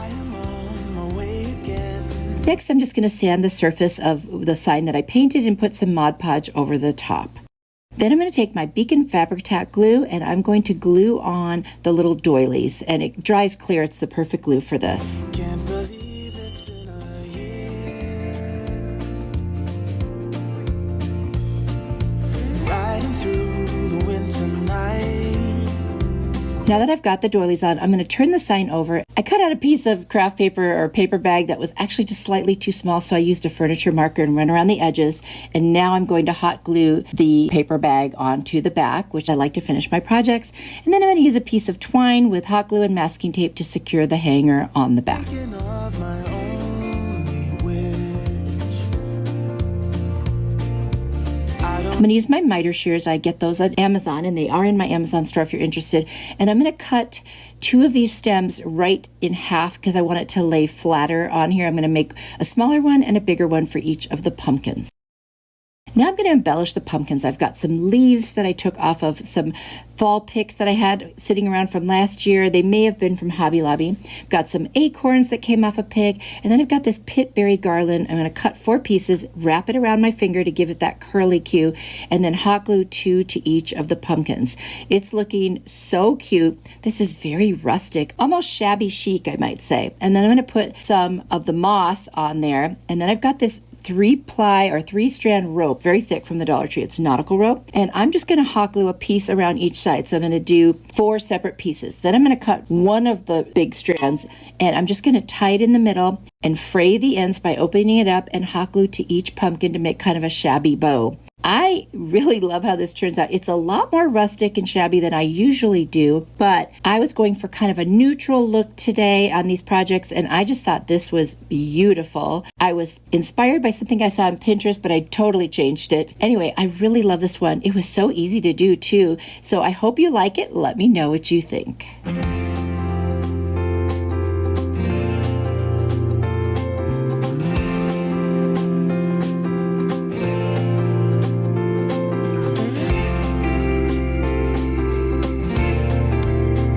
Two wire baskets that are white from the office supply section at Dollar Tree, or it's either that or with the storage stuff. I've got truffle and pumpkin chalk paint by Waverly. I've got a little branch that I got from Dollar Tree and a couple of leaves.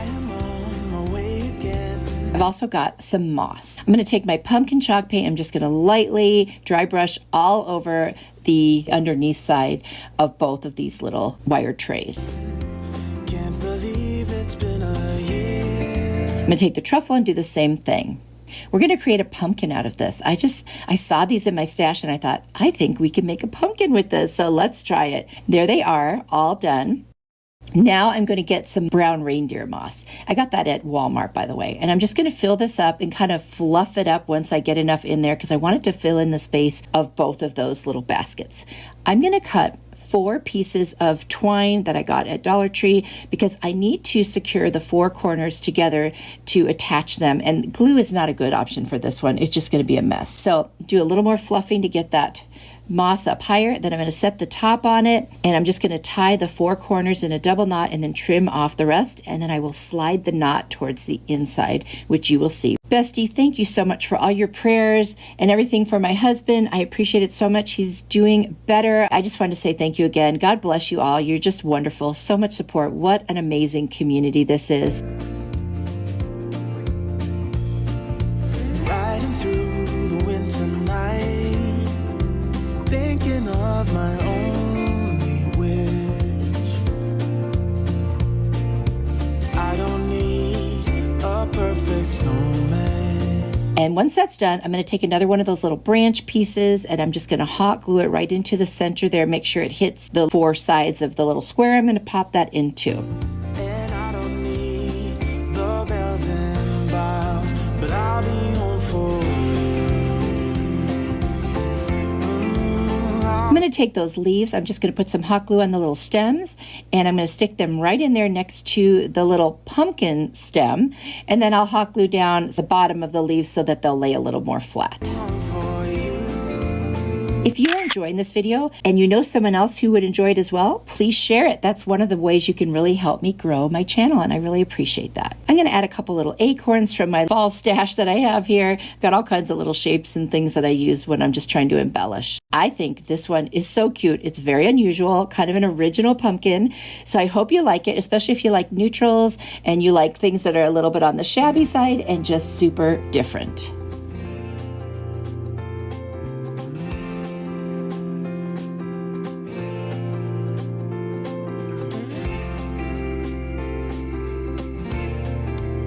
I have been saving this Tide Pod container forever because I knew I had to make a pumpkin. So I'm going to do that. And then I'm also going to take a piece of a pool noodle and some of that nautical rope from the Dollar Tree. I'm going to pry off that very top piece. We'll use it again in a minute here.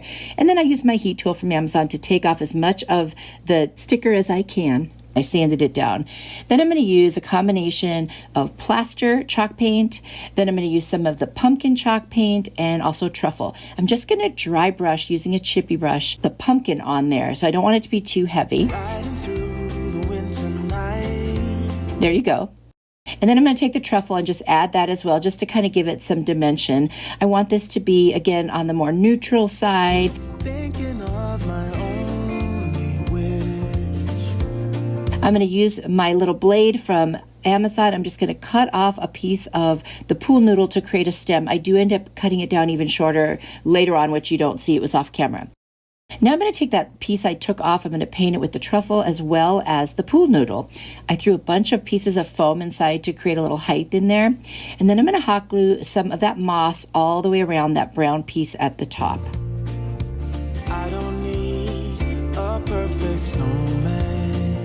I've also got a little ping pong ball that I had painted and put a skewer in so that I could stick it into the foam so it would stay in place. Now I'm going to replace that lid that has the moss on it. I'm going to take a piece of that 3-corded nautical rope from Dollar Tree. I'm going to tie it around and make a knot, like a double knot there. And then I'm going to hot glue it around that opening to kind of help fill it in a little bit. So I'll just loosen it and hot glue it like right around the edges. You're going to see me doing that right now. This was so easy. I'm going to take some long leaves that I have on a pick, and I'm just going to hot glue them on, 2 on each side. And then I'm going to add another little piece. It kind of looks like a cat tail, I think. You'll see here in a second. I'll put 1 on each side. And I'm just trying to kind of dress it up a little bit and give it just a little bit more of that neutral, but still kind of rustic look, which I am really loving on this one. I still can't believe I'm using a Tide Pod container, but it was perfect for this. It's already shaped the right way. And I mean, gosh, you just use the back side where it doesn't have the little holding, like where you put your fingers to hold it. I'm going to open up a little bit of the bottom of each side of the rope just to kind of give it that shabby feel. And That's it. I mean, that is it. This one is done, and what a cute pumpkin it is. I'm really happy with how it turned out. I just think it's adorable. And think about the possibilities now that we're using this Tide Pod container. Let me know what you think.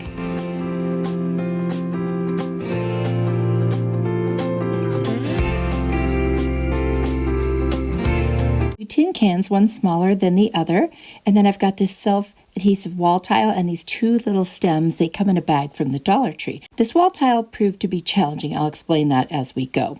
So I've got 3 Waverly chalk paint colors, plaster, moss, and antique wax, and then I've also got agave in a different container that I transferred it to. I'm going to take off the label from the can. I don't care if there's any residue, it's going to be covered anyway. And then there is a backing on this tile, and that white part is the adhesive part.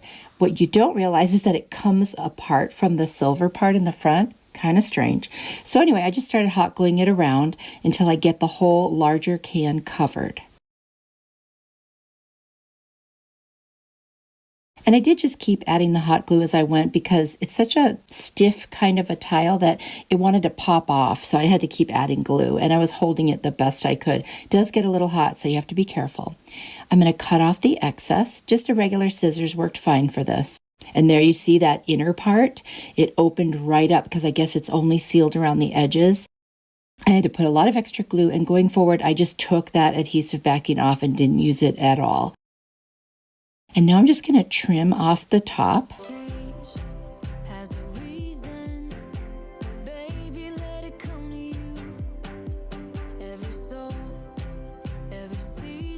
There are both of them now, and I'm just going to take a scissors and cut off the excess around the top. I'm going to use the agave and just kind of paint on the first one, and then I'll use the moss and do the second one. And I did a pretty decent coat, not perfection. I'm going to take the antique wax and I'm going to dry brush it, so putting a little on my brush, wiping most of it off, and then dragging it across the little cans. You know, with those raised up parts of the tile, it really looks cool. And there you go.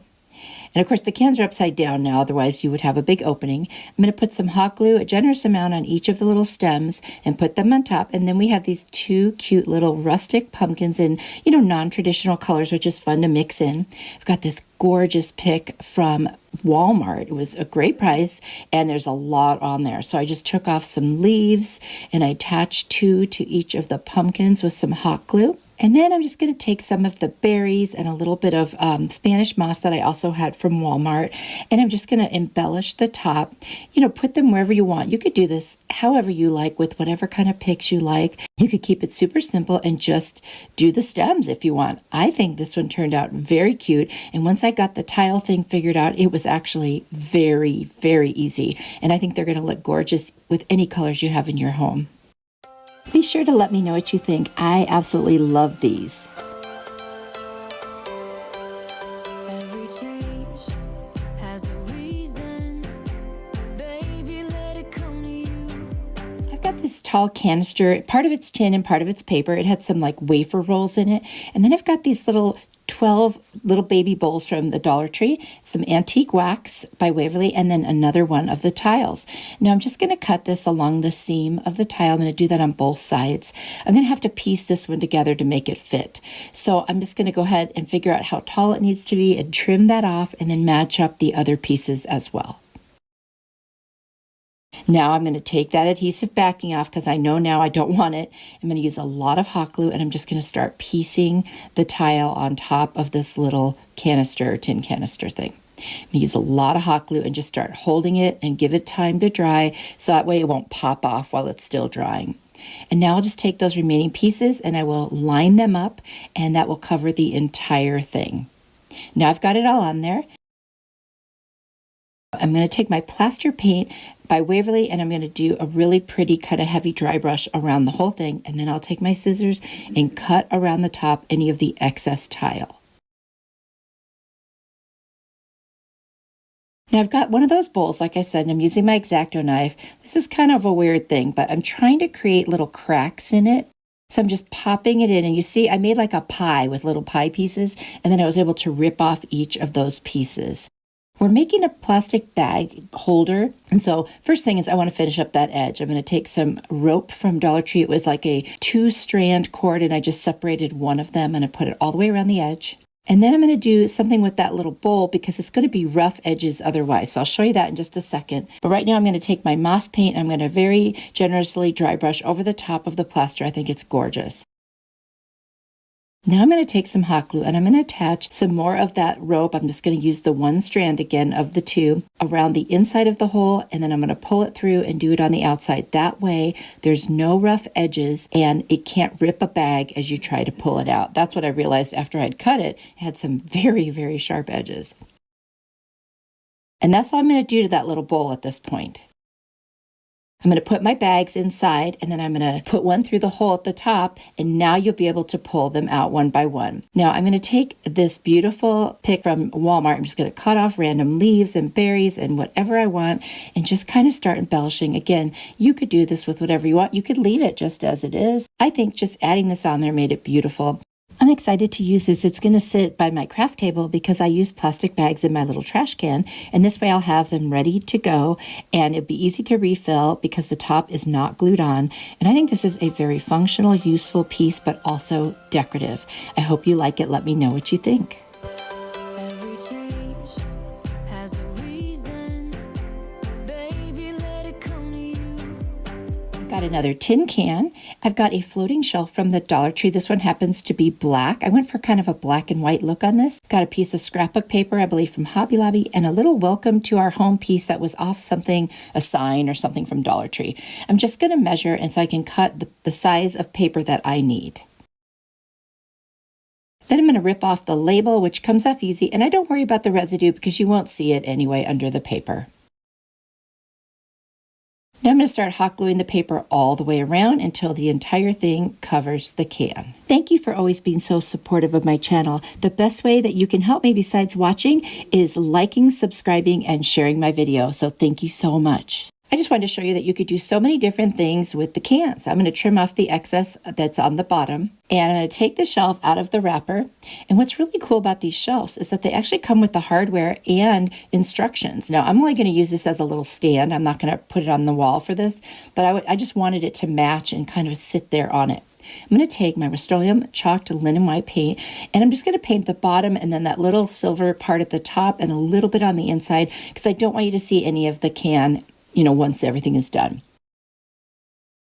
I'm going to paint the back of that little cardboard sign just because you will see it because it hangs off the edge of the can. I'm going to dry it off with my heat tool from Amazon, and all my Amazon supplies that I love are always in my Amazon store in my description box below, so feel free to check it out. I'm going to put some hot glue on the middle of that little sign and attach it right to the front of the can. Isn't that cute? Very farmhouse looking. And what I like about this is you'll be able to change out the florals for any season. So I'm going to add some Spanish moss in there just to kind of fill it.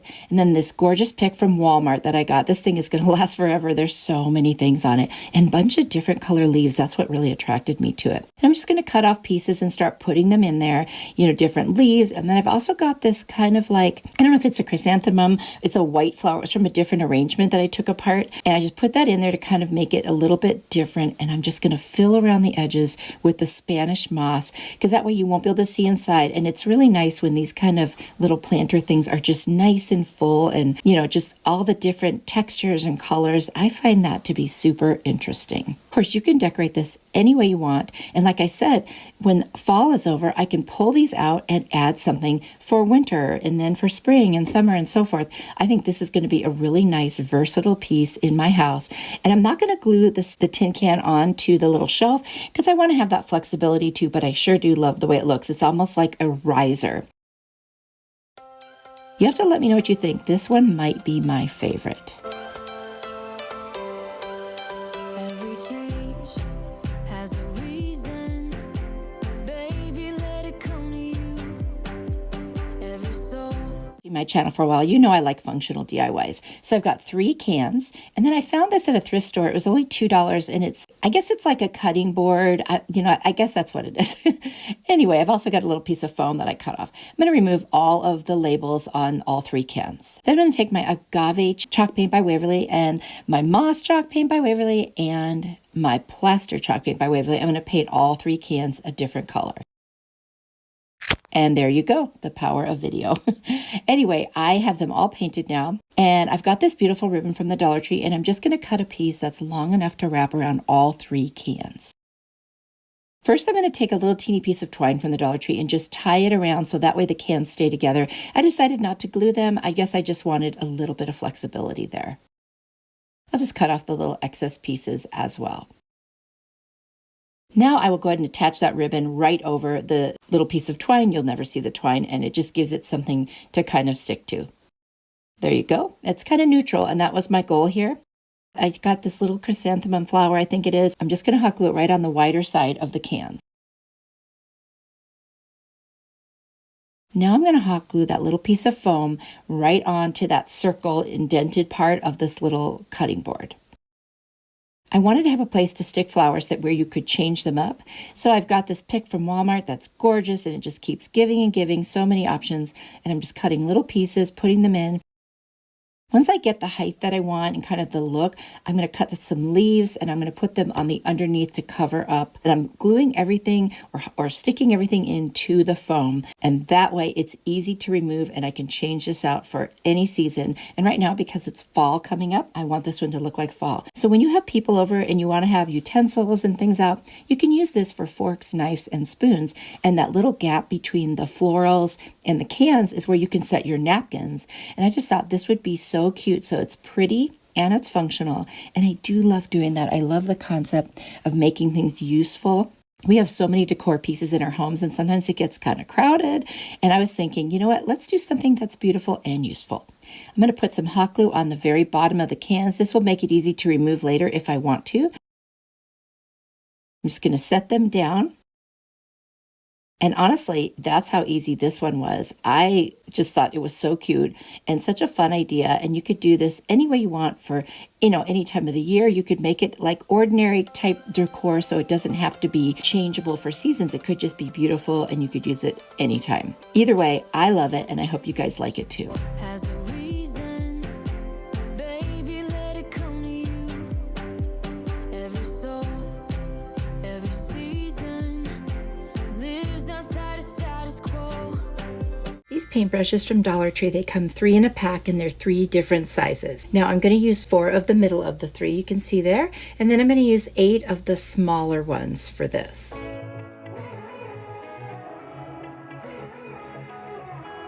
I've got this cute little Hello Fall sign from Dollar Tree, and then I've got an 8-inch wreath ring. It actually comes 2 in a pack, so that's a great deal. And then I'm going to use a couple of zip ties. I've also got the moss, pumpkin, and plaster chalk paint by Waverly, and I'm also going to use a little bit of celery. So I'm going to start off with the pumpkin, and I'm going to paint from the metal part down through the bristles on the larger 4 of the brushes. And I'm just going to keep painting until it looks nice. I took a couple of coats, and then I'm going to take the celery and plaster, and I'm going to alternate between the brush and metal part and the handle on the other one. So here I've got just the top part. Then I'm going to use the moss as the handles on the orange ones. The orange ones are going to be pumpkins, and then I'll alternate, again with the plaster and celery on the opposite ones that I did. There you can see them all. I've got this beautiful orange burlap ribbon from the Dollar Tree, and I'm just going to use a zip tie to get it attached and started. And I'm just going to wrap it around and around until it covers the whole thing, and then I'll take another zip tie and attach it there too. Once I have that attached, I'm going to take a piece of rope. I'm going to stick it into the wreath form, one of the wires, and I'm just going to knot it at the top and make a little hanger. This is going to be the cutest little paintbrush wreath. Tied some hula skirt around each of the orange ones. These are little pumpkins, so it just looks like it's got a little stem. And then I'm going to hot glue each brush directly onto the burlap on the wreath. So as you can see, I did like at 12, 3, 6, and 9 o'clock the pumpkin brushes, and then I alternated in between. Now I'm going to take some rope, and I'm just going to thread it through the holes on the ends of the paintbrushes just to help hold that in place. I learned this little trick from my friend Nadia at DIY with Nadia. I'll take some pipe cleaners, you fold them kind of flat on the bottom, and then you attach them to the back of a sign or something that you want to put in the middle of a wreath. And I'm going to put 4 of these on there, and then I put a little piece of the burlap over it to secure it. And then you push the little pipe cleaners right through the wreath part, and then you attach it from the back, and you just twist it around, 3, 4, 5 times, and then tuck it in, and then you have a nice secure hold. I'm going to take this cute little paper sunflower that I got at Hobby Lobby and hot glue it to that little pumpkin. And then I'm going to use these little teeny sunflowers and put them on all of the other paintbrushes that aren't pumpkins. And I think this turned out adorable. Of course, I'll cover the back with some craft paper like I usually do. And I hope you guys like this one. I think it's so unique and original. And what a paintbrush hack is this? Now you can just look at paintbrushes in a whole different way.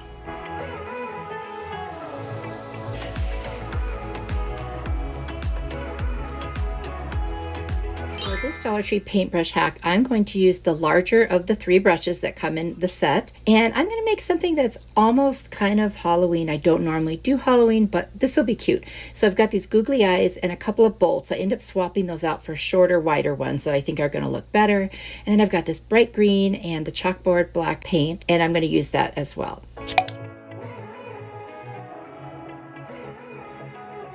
First thing is I'm going to paint from the middle all the way down the handle with that green. And it does take about 2.5 coats on the metal and then maybe just 2 coats on the black part. Super easy though. Let that dry. And then I'm going to take the black paint and I'm going to paint the bristles because they have black in them, but then there's kind of that yellow at the top. And I'm going to take that chalkboard paint and I'm just going to start brushing, and I just kind of push in between the bristles and around the top. It's very easy. It doesn't take tons of paint to do this.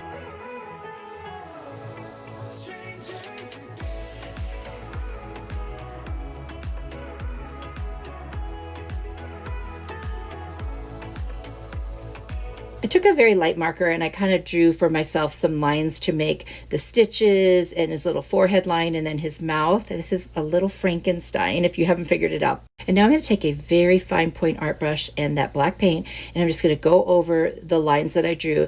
I didn't do pencil because I didn't think I'd be able to see it very well. So I just took, like I said, a very fine point and light marker just to draw them. And now I'm going to paint over them all. It makes it so much easier if you have something to work with.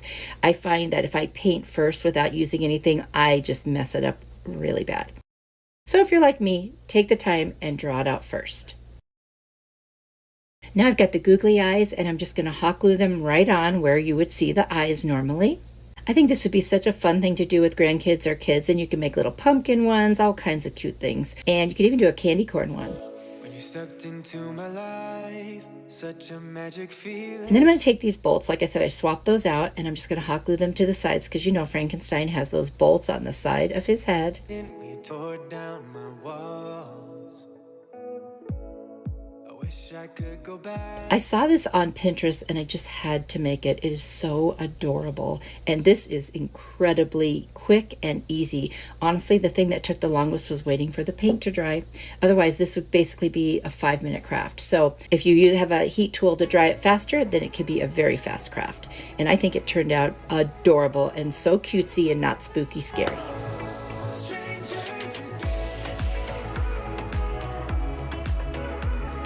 Paintbrush hack. I've got this really cool paintbrush, but I just never use it. I've only used it a few times. It was from Amazon and it's a unique shape. And then I've got these cute little pots from Dollar Tree, some skewer sticks, a couple of little flower picks, some little stickers that have pumpkins, and then a beautiful fall napkin from the Dollar Tree. I'm going to cut those little skewer sticks into fence pieces. I'm going to use this Boss Buff Amy Howard at Home paint. And I'm just going to paint the front and sides of these little pieces. And they're going to be like a garden picket fence. I'm also going to paint that top part of the paintbrush. I'm going to measure out a piece of the napkin that will fit across that top part. I'm going to be decoupaging this on. Now it's a 2-ply napkin. You've got to remove the plies. The easiest way is take a little piece of tape, put it on the back, and then just pull, and it comes right apart. I'm going to take some Mod Podge and cover that whole front side of the white. Then I'm going to lay down my piece of napkin and I'm going to rub that on nice and secure. Once it's on, I'm going to put some more Mod Podge over the top, and then I'm going to put some more on the edges to make it very wet, and then it just separates so easily with your finger as you push it across. Just go very slow. And then I'll add some more Mod Podge to the edges to make sure any little extra pieces are laying down. Now I'm going to start gluing on the picket fence pieces. I'll start in the middle and work my way out. And once I have all of those on there, I'm going to take the longer pieces and make a crossbar along the bottom and along the top. And that's just what makes it look like a cute little picket fence.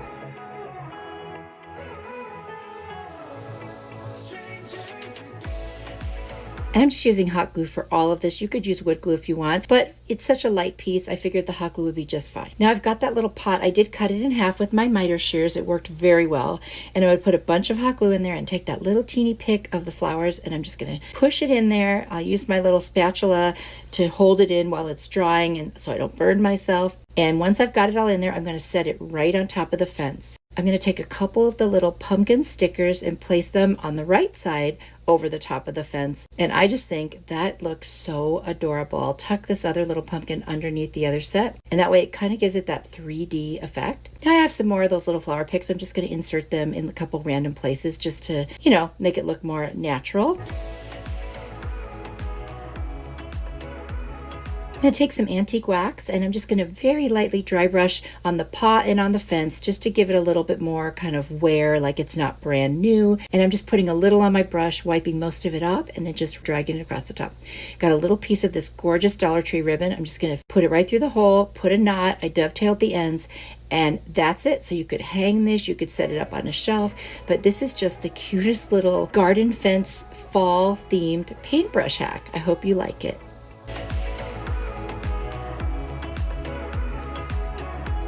This paintbrush hack, I've got this cute little stippling brush that's very used and very hard, and it's just time for it to be done. I've got some bright yellow and black chalkboard paint, some little teeny sunflowers that I got at Hobby Lobby, and a bead. I've also got this really pretty buffalo check ribbon from the Dollar Tree. I'm going to start painting the handle yellow. Now I started doing stripes, and then I decided I might as well just paint the whole thing. Took about, 3 or 4 coats to get this covered. Just got to be patient, dry it between each coat. But honestly, it's so worth doing this. Like I said, 3 or 4 coats. Then I was going to use the chalkboard paint, but I decided I've got this black permanent marker, and I think this would be easier. So I'm going to just start making little black stripes on it. Kind of like a bee, black and yellow look, if you will. And I'm going to do that a few more times on here. There it is. Isn't that cute? This little gnome is going to be adorable. I'm going to take my little bead and I'm going to use my miter shears from Amazon. It's in my Amazon store, which is down in my description box. If you're interested, I keep all of my favorite Amazon supplies there. Cut it in half so easily. I'm just going to hot glue the little nose right between the brush and the metal. And then I'm going to take that ribbon and I'm going to start hot gluing it. I'll start in the back and just wrap it around. It's going to go around a couple of times. The goal is to cover part of the nose and then all the way up the metal. And just here and there, I put a little dab of hot glue as I go.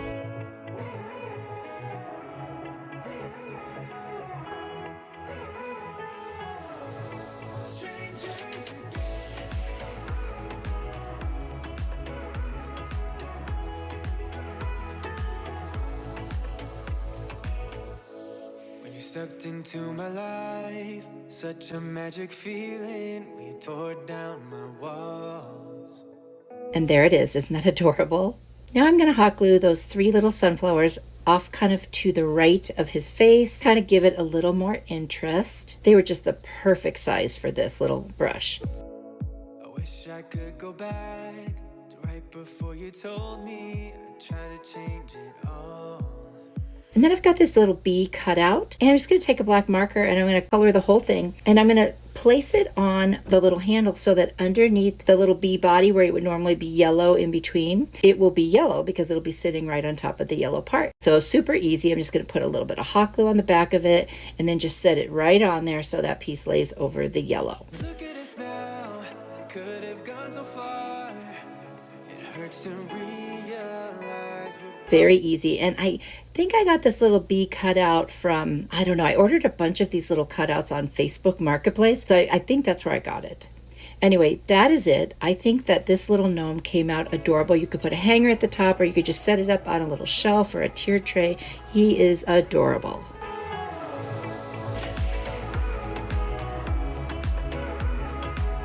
Bicycle wreath form at the Dollar Tree. It's so cute and so versatile. This home ladder sign from the Dollar Tree. Cute piece of decor just as it is. And then a bunch of different sunflowers from the Dollar Tree. And then I've got this like floral wire. I think I got it at Hobby Lobby. I'm going to use this tool I got on Amazon, and it's an awesome staple remover, better than the regular kind. It gets those really deep kind of industrial staples out. And then if one side gets stuck, I just use my little nippers to pull out the rest. You'll find that in my Amazon store along with any other tools that you see me using normally. I've also got a piece of burlap, like a strip, and it's going to be wrapped around one half of the wreath, and I'm going to use the little floral wire to attach it wherever I need to so it stays in place. And I did get that burlap roll from Walmart. They have a really good deal on that. So I just wrap the little piece around and around, nip off the ends, and then I'll just keep wrapping that around until I get as much of the wreath covered as I want. I need a good place to put my sunflowers. So there you can see I've wrapped it around until I feel like enough is covered, and then I'm just going to tie it off with another floral wire, and you can see all the little spots where I attached it. And they won't show when this is all said and done. Now I'm going to take all of my sunflowers and I'm just going to nip off each of the individual flowers with a little bit of stem showing, except this one. I took the stem off because I'm going to hot glue this one right in the center. This was a little bit of a different sunflower and I wanted it to be the centerpiece.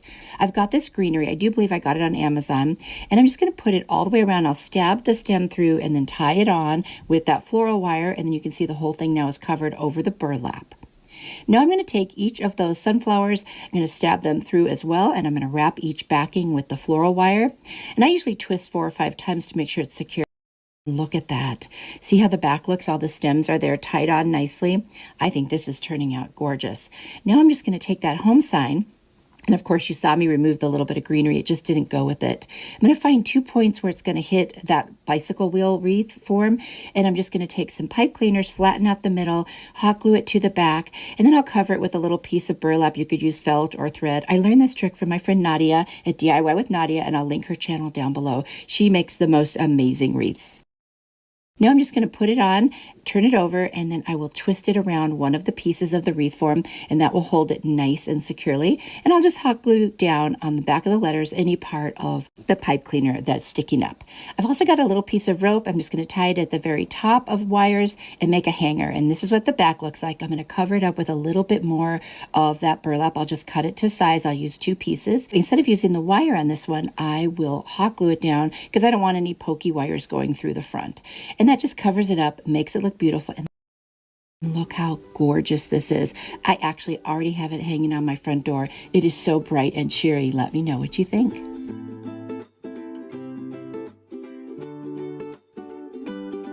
Little bouquet kind of a holder, and I've got a video where I show you how I did it. I just didn't use this piece after it was all done on the video, so I saved it, and I'll put that video down below so you can watch how I made it. It's just a placemat and some burlap, and then I've got some beautiful ribbon, and I've got these gorgeous sunflowers from the Dollar Tree, and then 2 of these little bows. I'm only going to use one of them. That also came from the Dollar Tree. I cut a piece of the buffalo check ribbon that was big enough to go around. I just glued it to the front and the back, just to give it a little bit of decor on it right from the start. Then I'm going to take the bow and I'm just going to hot glue it right to the center of that ribbon. I know they don't match, but I kind of thought it was really cute just to have a little bit of different colors and textures, and I just love that look.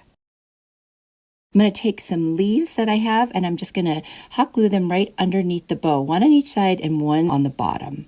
I love just that little pop of green that adds. I think it just kind of brings it to life. Even though this is a fall type of a decor, I think those green leaves still look beautiful. Not everything turns, or dies during the fall. Now I'm going to take my sunflowers. 2 of the pics were kind of orange sunflowers and 1 was orangey yellow. So I'm going to put the orange ones on each side, and I did bend down the face of the sunflowers because I want you to see them looking forward at it, not from above, if you know what I mean, not like a regular bouquet. This is going to hang up kind of like a swag, or it could lay down on a table like a centerpiece. And there goes the yellow ones. And I didn't glue them because you could always change out the flowers if you wanted to. Put other different, kind of fall flowers or whatever in there. I'm going to take a little piece of twine, tie it to the back, and that will be our hanger for the times we want to hang it. Like I said, it doesn't have to be hung, but it most certainly can. Right now, I have this laying on a beautiful shelf, and it just adds this pop of color that's gorgeous. I added one of the bright yellow sunflowers in there because I felt like it just needed a little extra. I've got a little paper sunflower from Hobby Lobby. I'm just going to hot glue that right in the center of the bow to break up those leaves, and I think that's adorable. And then I've got this gorgeous floral fall pick, or mostly leaves, I should say, and berries from Walmart. I'm going to cut off some of those gorgeous orange berries, and I'm just going to put 1 on each side, and then I'm going to take a different set of berries and kind of put them to the left and right of the middle, just to give it a little more interest. And that way it's got not just flowers, but berries and leaves and different things. And I think this one is really shaping up nicely. And And then I've got one absolutely stunning yellow sunflower, and I'm going to put it dead center, and I think that just really pops. And that is it for this one. It was super easy. Even the part you didn't see me make with the bouquet itself was very, very easy to make. And like I said, I will have that video linked down below for you. I hope you like this one.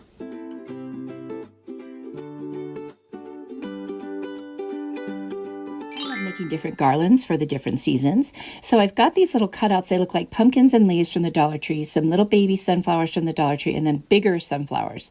And then I've got this really heavy duty rope from the Dollar Tree.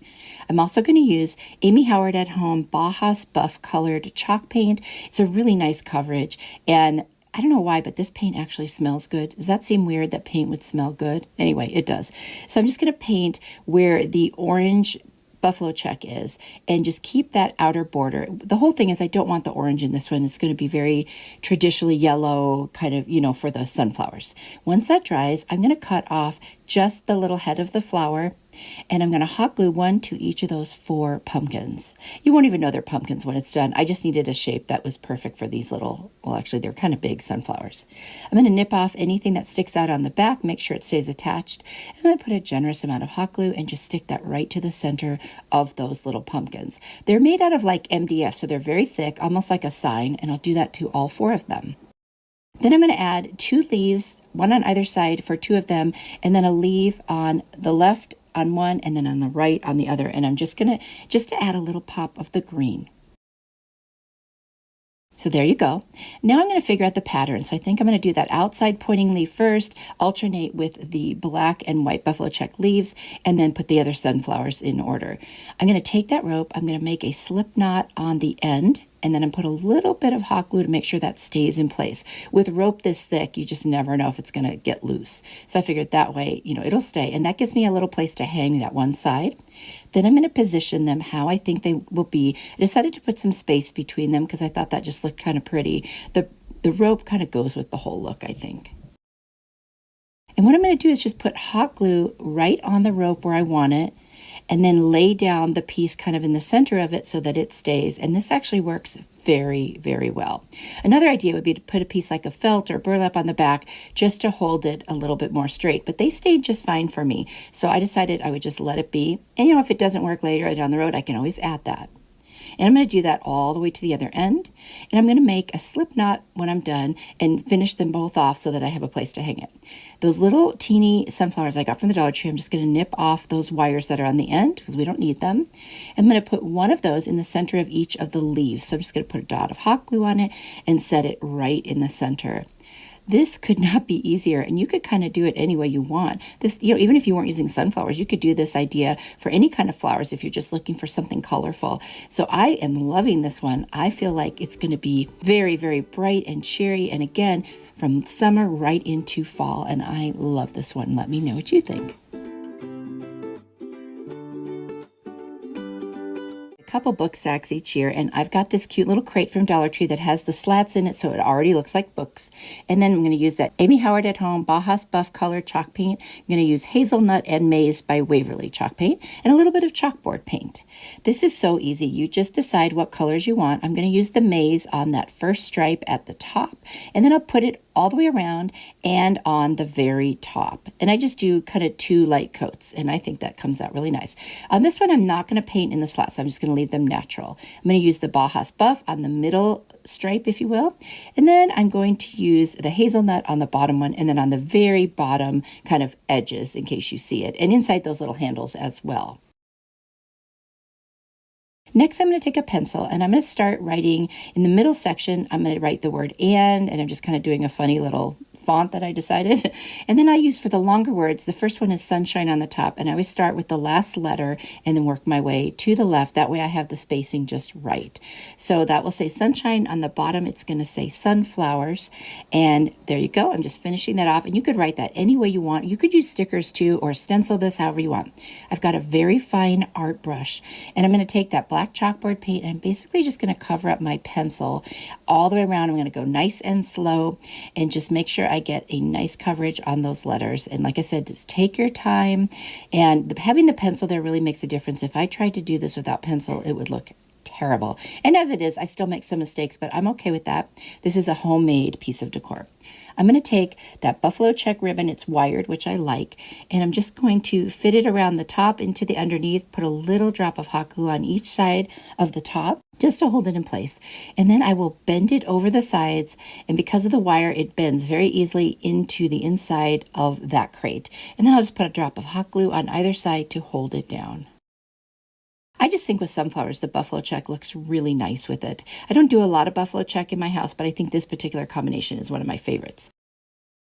I'm going to take 3 of those little teeny sunflowers from Dollar Tree, and I'm just going to put a dot of hot glue. I'm going to put 3 of them on the front where there's a little spot there. Then I'm going to take the big sunflower, I'm going to nip off a big portion of that stem because it's just way too big for this. And I'm going to take off a couple of those leaves, set that underneath, bend it forward, and add some hot glue under the ribbon to hold it in place, and then you won't see the stem. Once it's on there the way I want, I am going to add back some individual leaves just to give it a little bit more of the green pop because I like that as well. I think it keeps it looking very fresh. I think this is adorable. Right now I've got it sitting on a counter shelf, but I could also put it on a tier tray. I can see this just pretty much going anywhere because it's really cute and just talk about putting you in a good mood. I hope you like this one. Has become a staple on my 3-tier trays. I made a lemon one for the spring and I love it. This is one of the little dice from the Dollar Tree, and then I cut out some cute little calendar pictures from the back of a calendar so that you get those little boxes, and I picked all the fall ones and then a couple extra ones that just kind of go with it. And I'm going to take that white paint from Folk Art and I'm going to paint the entire cube, and this is like my base coat actually. Then after I get that completely painted and dried, I'm going to go ahead and I'm going to add some of the warm buff around just the edges that might show. Now, I end up doing something different, so I didn't even need to do this part, but I didn't realize that at this point. So this is an option if you're not going to do something that you'll see me doing here in just a minute. So literally just going around all of those like ends, the end pieces, because those little cutouts are going to cover the center.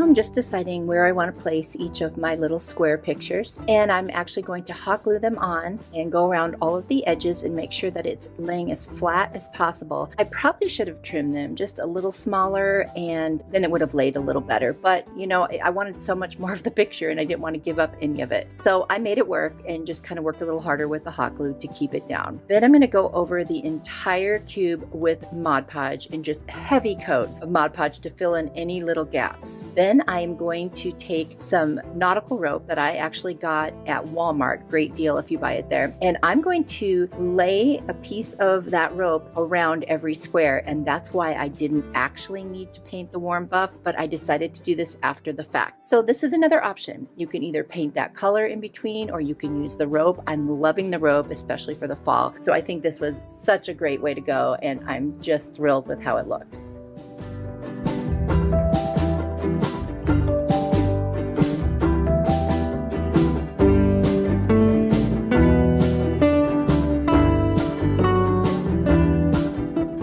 Making these cute little cubes with the pictures on the side for the different seasons is such a nice piece to add to a 3-tier tray, and I love it.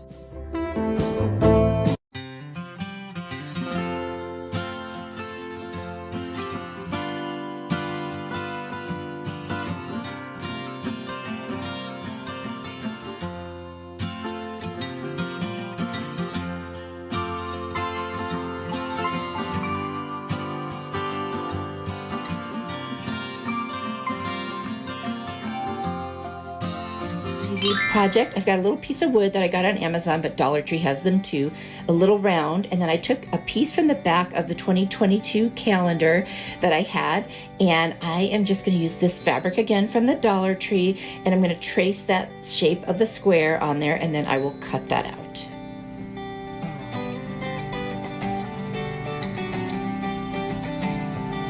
Once that's cut, I'm going to fray the edges a little bit. I just want this to look rustic because this whole tier tray is going to be rustic. I'm going to use my Beacon fabric tack glue. I will put that right on the wood, and then I will apply the little piece of fabric right on there. I'm being really careful so it doesn't stick before I want it to. That's why I'm kind of holding it up.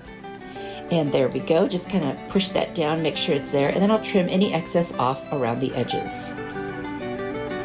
Then that little wood round I have, I'm going to trace that circle onto my little calendar piece. Now I end up trimming it down even more, but I needed something to work with, so I've cut it out. I'm going to take the burnt umber paint by Apple Barrel. I'm going to paint right around the edges and then the sides as well. Then I'm going to take my scissor blade, and I learned this from my friend Linda at FaithChick777. You just kind of rub your scissor blade along the edges of any paper, and it gives it a really cool distressed rustic look. Now I'm going to put some glue right on the back of that, and I'm going to put it right on my little circle. And then I did decide to put a little more of that burnt umber paint on it to distress it, but first I'm going to use my little nail file and distress around the edges. And there I am putting that right on top to distress it. I'm just going to hot glue it right on the center. It's so easy. And then I'm going to take the burnt umber and just kind of go around the edges of my board and the back. I want to make sure everything looks nice and finished. And then I'm going to take a little piece of that basket I've been using and just kind of break off a piece. I'm going to create a little frame with it. I'll just kind of measure and fold, and then I'll cut right in that spot with my miter shears, and I'll make 4 pieces and hot glue them around the edges. What an easy way to finish off a little piece of wood by giving it a little basket frame. Now I need something for this to stand on. I've got a domino from the Dollar Tree. I'm going to paint the whole thing in the burnt umber, and then I'm going to put a line of hot glue right across the middle there and set my piece on top, and this one is done. How easy and so cute.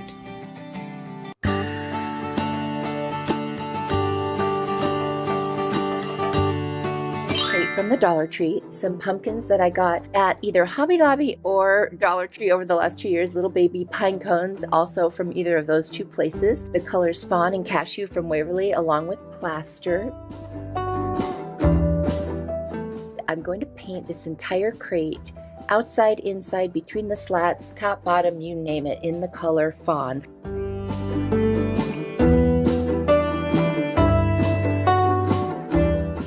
I'm going to take the pumpkins and make sure they're neutral, so I'm going to use plaster on this particular one. I'm going to paint all the stems with the antique wax and then kind of wipe off the excess. I'm going to paint this little gourd or squash, whatever it is, in the color Cashew.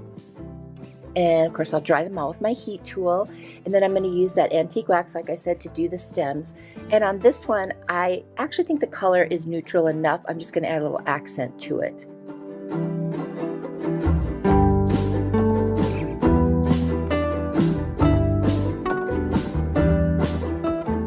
I'm going to take that antique wax and I'm just going to paint in the grooves of that pumpkin, the dark taupey one, to give it that depth that's kind of like contouring in the crevices, if you will. And then I'm going to do the little pumpkin that I painted plaster. I'm going to use the cashew, and the pumpkin that was already kind of that cashew color, I'm going to use the plaster as my defining color on it. And then on the gourd, I'm going to use a little bit of the plaster just to give it some accents. So you can see what I'm doing here. I'm kind of alternating the colors with each pumpkin.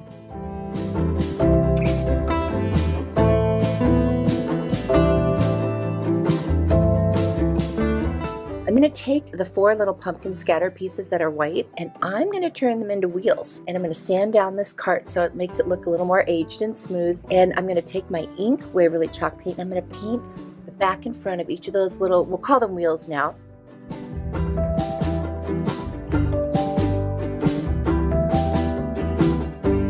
And then I'm going to get a little piece from the back of last year's Farmer's Market calendar. Super cute little sign, and I'm going to use my adhesive from the Dollar Tree and just put that right on the side. I'm going to take my brayer and I'm going to smooth it down. Take a little bit of jute twine, and I'm just going to wrap it around the little sign to give it a finished look. Super easy using hot glue.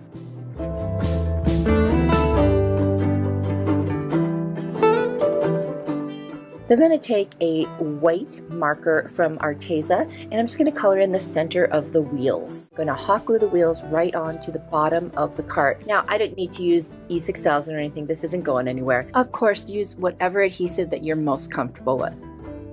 And then I'm going to cut up some of the Hoola skirt from the Dollar Tree, assemble the pumpkins just till they look cute, and put in the pine cones. Then my little cart is all set. Then I found these mini scoops. There's 3 in a package for $1.99 at Hobby Lobby. I'm gonna take one, and it just so happens it fits between the slats on the bottom of the cart perfectly. I was like, oh my gosh, because I was looking for something to use as a little, handle on the wagon. I'm gonna paint that fawn color and just paint the end of it in the ink colored chalk paint. And then I'm going to hot glue it and attach it right in there. And look at that. It fits perfectly. I couldn't have planned that any better. This turned out so cute and it was so fun. Let me know what you think in the comments.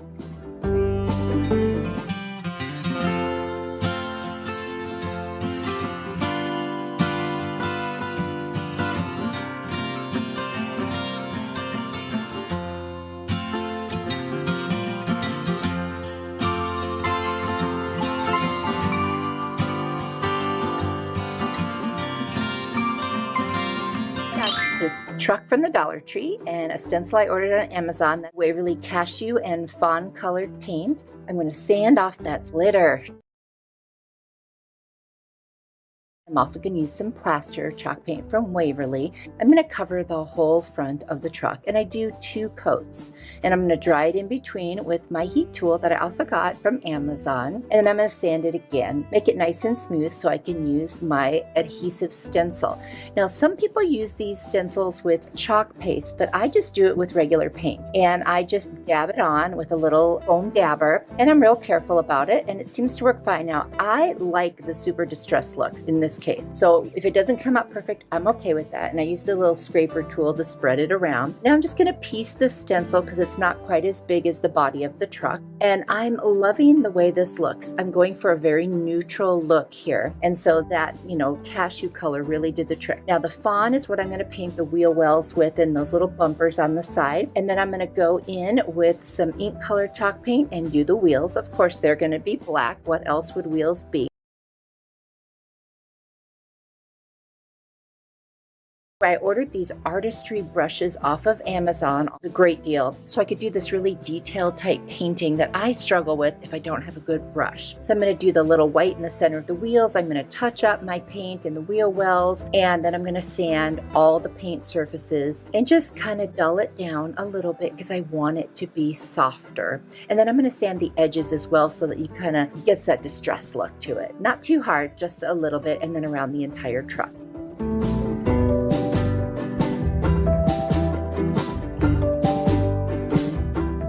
Now I have last year's farmer's market calendar, and in the back there's the little pictures of the calendar pages, and I'm going to cut out the locally grown. And I'm going to end up getting a scrap piece of wood that I have. I'm just going to pull off the 2 sides. It's from a Dollar Tree piece that I didn't use all of it. Sand it down. And then I'm going to use the cashew paint and get my brush wet first. And then I'm going to lightly paint, almost like making a stain out of it. And just going to use my mister and then just spray that, and it'll go on really nice and light. And I'll do the front and the edges, and I don't need to do the back because that will be attached to the truck.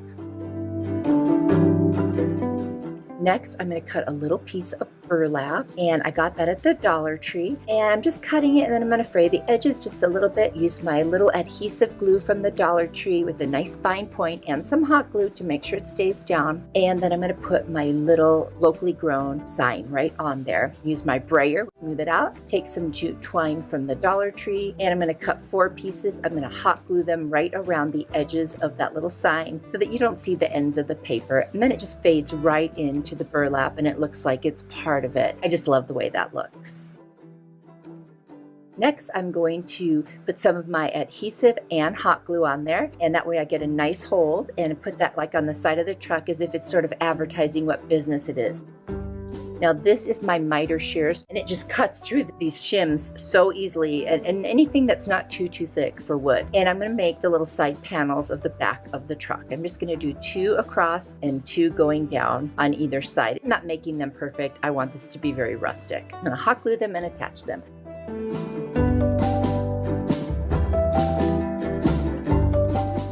I'm going to use my cashew chalk paint, and I'm going to paint one of my little pumpkins that I used in a project last year and had already cut in half. I am going to take a little piece of a skewer, I'm going to snip it off and use antique wax to make it look like the pumpkin stem. I'm just going to use the antique wax to make all the stems look similar and then wipe away the excess. Now I'm going to cut this pumpkin in half the opposite direction so that you see the top of it instead of the side of it. And now I'm just going to hot glue it directly onto like the bed of the truck so it looks like it's all stacked up in there. And by the way, I made little stems with the skewer stick for all those little baby pumpkins. Now I've got this kind of wheat looking or cattails. I got some of them at Hobby Lobby on 40% off and some at Dollar Tree. And I'm just going to cut them apart and just place them around and hot glue them. Now I like to finish the back of my project, so I'm going to use my ink color chalk paint from Waverly and just paint the back. I thought with the shape it is, it'll look so much better than the craft paper. And this one's done and I love it. Let me know what you think.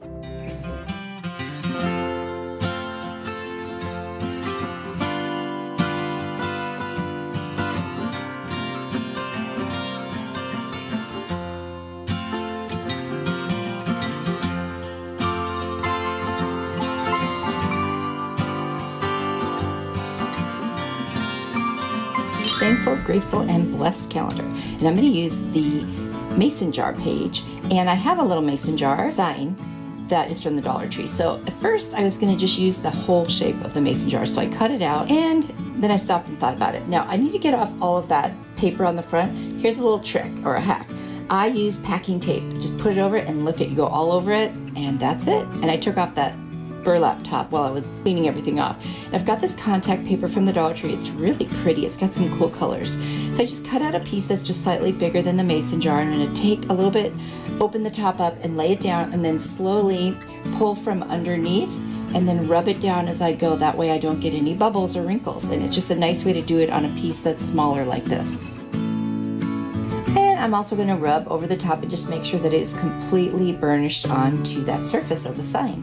I'm going to take my scissors and cut as much as I can pretty much off of the edges that's excess. But then I'm going to take a nail file from the Dollar Tree, and this is my trick, in a downward motion only, go around the whole thing and it just separates, comes right off.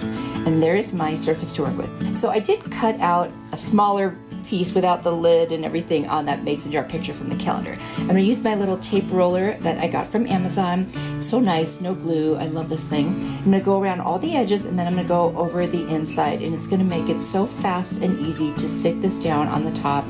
And I just love it. So it's kind of funny because it doesn't matter now that that picture was a mason jar because it doesn't look like one anymore, but oh well, I just liked it. It's cute. And I like what it says. It's got cute little things on it. So now I'm gluing back on that little top. So I've got these two different ribbons from the Dollar Tree, and they're so pretty. One is floral, little yellow flowers, and one is this really pretty sage green.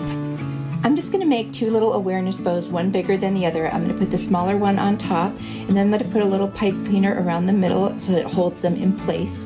I was just using those little clamps to do that when I was making each one. And there they are. And then I'm going to take these two buttons. One is black, and then one is kind of a green color. You probably can't tell. But I'm going to glue them into the center, or onto the center with hot glue of the bows and stack them right on there. And that looks so, so cute. And then I'm just going to hot glue the whole thing to the bow and then onto the mason jar. And I thought this was just a cute little way to dress this up.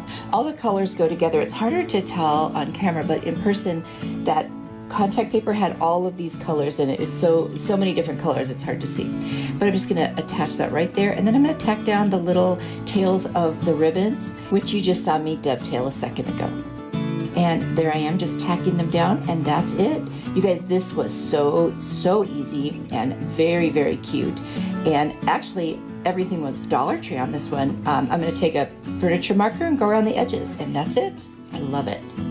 I hope you guys like this one. It's so cute and fresh, and I love what it says, and it's just a nice little piece. It'll go with any decor.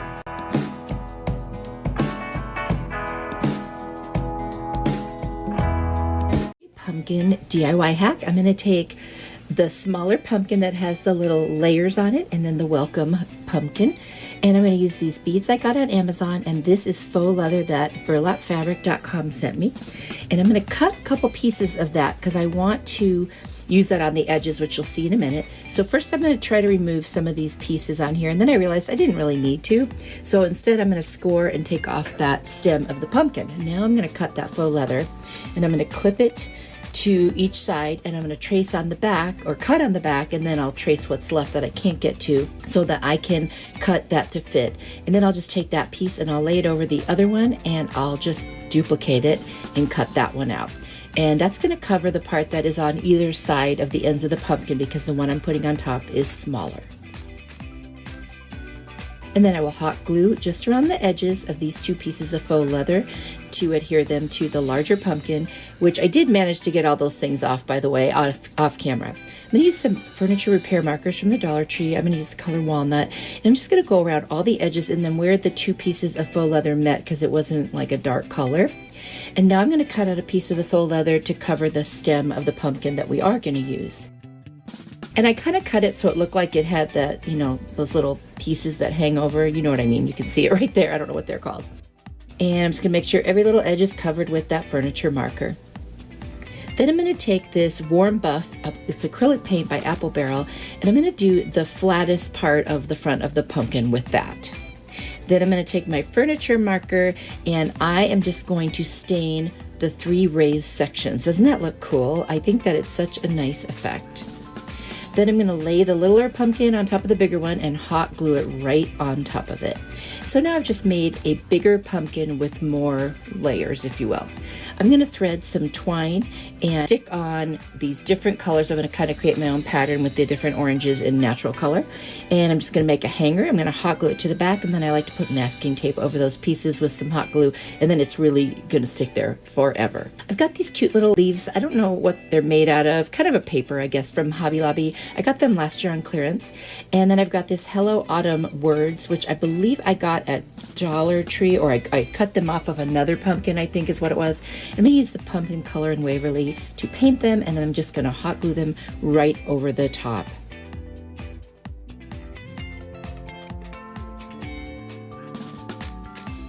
And this one is done. I love it. I think it turned out so super cute.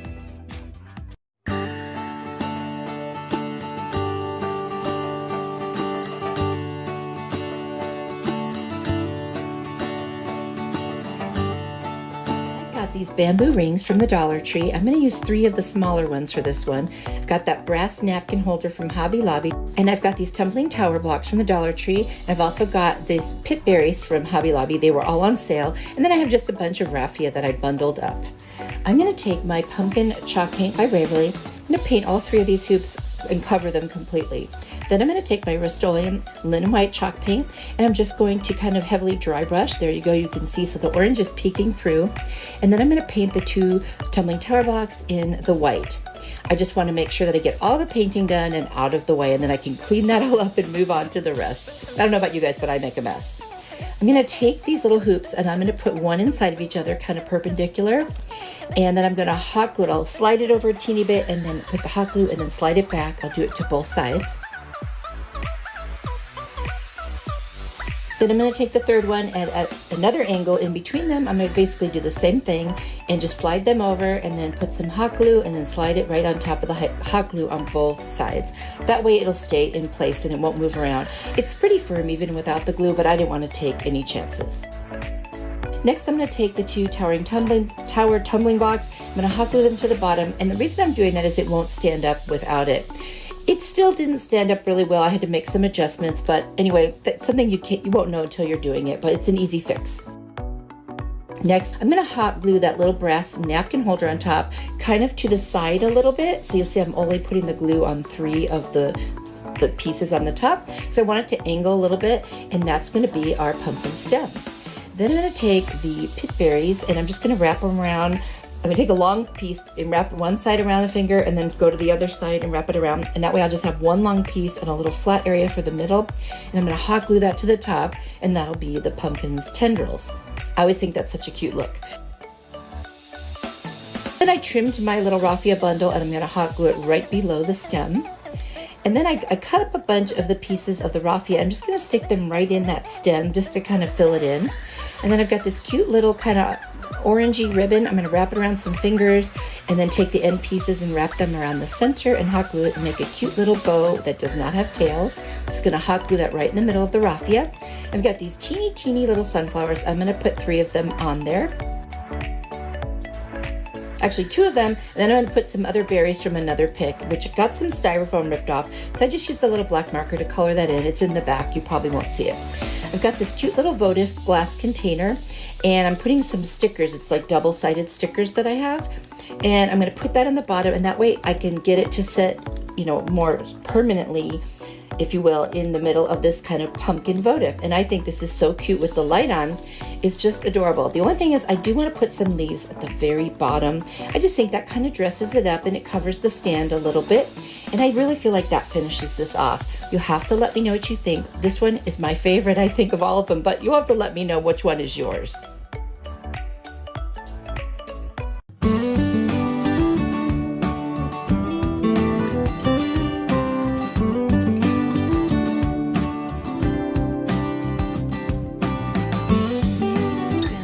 Adorable cutting board at the Target dollar spot. Actually, it came with 2. And then I'm going to use this doily from Dollar Tree, and I'm going to use pumpkin paint and Rust-Oleum's linen white and also agave by Waverly. And I'm taking the doily and I just kind of rubbed it against the edges of that where I just cut that piece out so I could have it shaped like that. And then I did another little one just for the other corner on the opposite side. I'm gonna paint the little one in the pumpkin color. After it dries, I'm gonna put some Mod Podge down, and then I'm gonna lay down that piece right on the cutting board. And I will put some Mod Podge right over the top of it just to seal it in there. I'm gonna dry it first with my heat tool from Amazon, which you can find in my Amazon store. And then I'm gonna paint the other piece with the agave paint by Waverly, one of my all-time favorite colors. Dry it off, put some more Mod Podge on the cutting board, and lay that one down. And then I'm just gonna cover that with Mod Podge like I did the other one. This is such a cute effect. It's like a fall cutting board. Then I'm gonna take some saran wrap, lay it over the top, and I'm gonna grab my brayer, and I got that at Amazon too. And I'm just gonna go over the top and make sure it's really flat. And this way, I don't pull up that doily. I'm going to take a nail file from the Dollar Tree. I'm just going to, in a downward motion, go all around the edges, make sure they're nice and clean, and then I'm going to cover the whole thing again with some Mod Podge. Turned out really cute. I'm going to use some like cattails that I got at the Dollar Tree, and then cut off those little like leaf pieces also.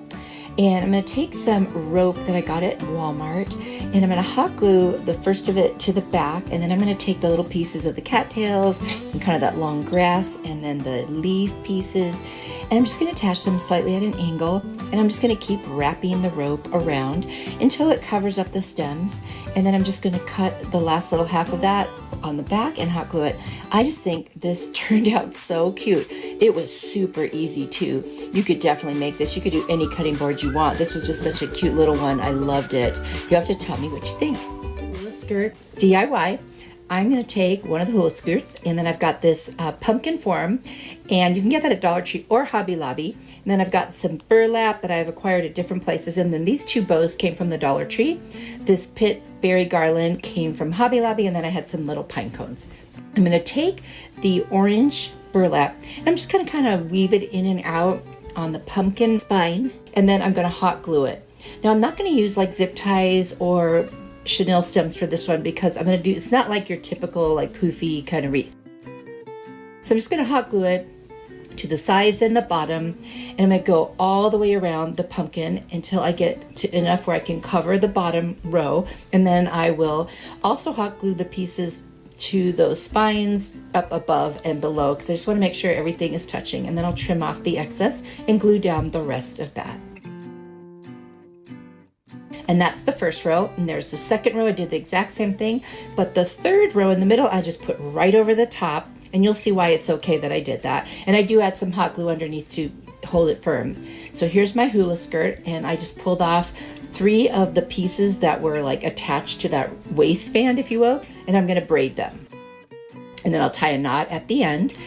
And I'm going to do that a bunch of times so that I have enough to go all the way around the pumpkin and on each of the spines. And I'm just going to hot glue that down against the spines. Super, super easy.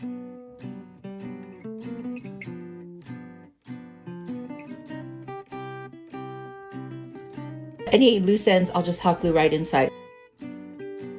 And there it is. The whole pumpkin is covered where I want it now, and it looks so much better. I'm going to take that little strip of burlap that I cut, and that was from the Dollar Tree, and I just cut right down the middle. And I'm just going to hot glue that all the way around the stem of the pumpkin. And when I get to the center, I'll kind of fold it in a little bit so that you can still see the hula skirt that I braided around. And there's the back. Now I'm going to take the pip berries and I'm going to take the end, wrap it around one finger, pull a little bit out, and then wrap some more, and then clip that off. And that becomes my pumpkin tendrils. I'm going to hot glue that right on the top of the stem there. I love those berries for this. I just think they're perfect for it. And then I just kind of arrange my little tendrils the way I want them. I'm going to take one of those pre-made bows from the Dollar Tree. It was so pretty. I love those colors and it matches perfectly with this pumpkin. And then I'm going to tack down the ends so they lay exactly where I want them. Now I'm going to put a little hot glue in the center and add a baby pine cone. And then I'm going to take some more hula skirt, just cut a piece, and then I wrapped a little piece of twine around it, and I'm going to stick that right under that pine cone and just add some more interest to this pumpkin. I just love it. I think it's so, so cute. Now I'm going to add a hanger using an orange chenille stem. I'm just going to tuck that in there, wrap it around, clip it off, and there is my hanger. You guys, this was so easy and I love it.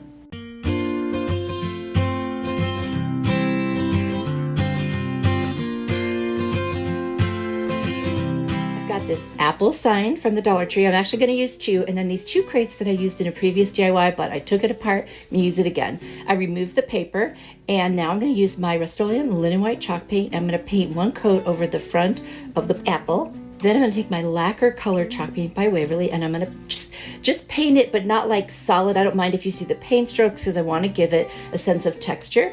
And I'm going to use my water mister and I'm going to spray down the red. And then I'm going to take my Maze color by Waverly and I'm just going to create highlights like where the pumpkin would shine from when light hits it, so it makes it look like it's actually round and three-dimensional versus one-dimensional.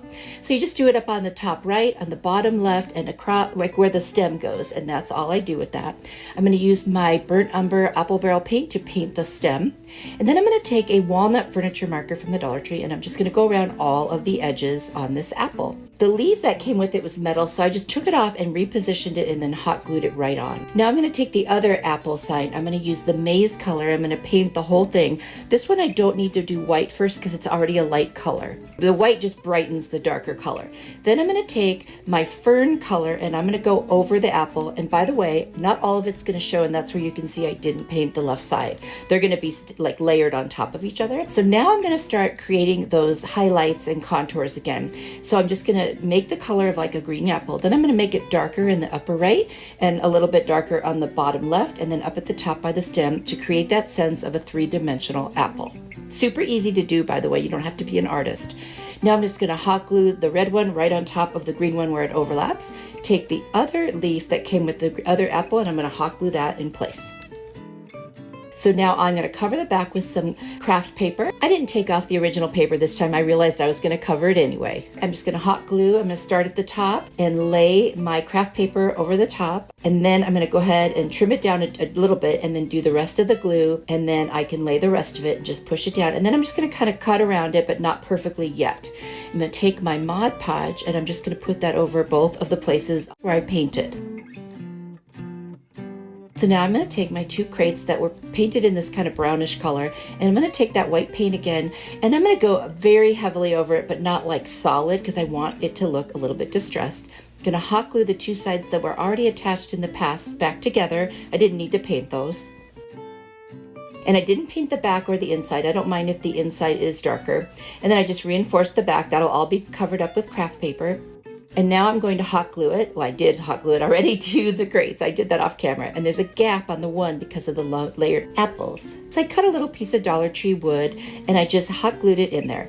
Now I'm taking some foam from like a box I got and just cut a couple pieces and put them on each side so that I don't have to fill up the whole crate with the Hoola skirt from Dollar Tree. I just did a video all about using the Hoola skirt. You might want to check that out. I'll put a link down in the description box below. And then I got these apples at the Goodwill and they came with kind of like paper that's shredded. So I end up adding some of that paper too because I like the color. It's kind of more of a brown. So I mix it in with the Hoola skirt. And I've got this welcome sign. I think I got it at Dollar Tree. I'm not 100%. I'm just going to put some hot glue under a few of the letters here and there and attach that. By the way, those apples are actually candles, but I promise I will not be lighting them. That would be dangerous. Now I'm going to rearrange them. I want to do every other color. I'm going to add a hanger and a little bow. You guys, this one was super easy. What a great idea for those signs. Oh my gosh, I love it. Tell me what you think.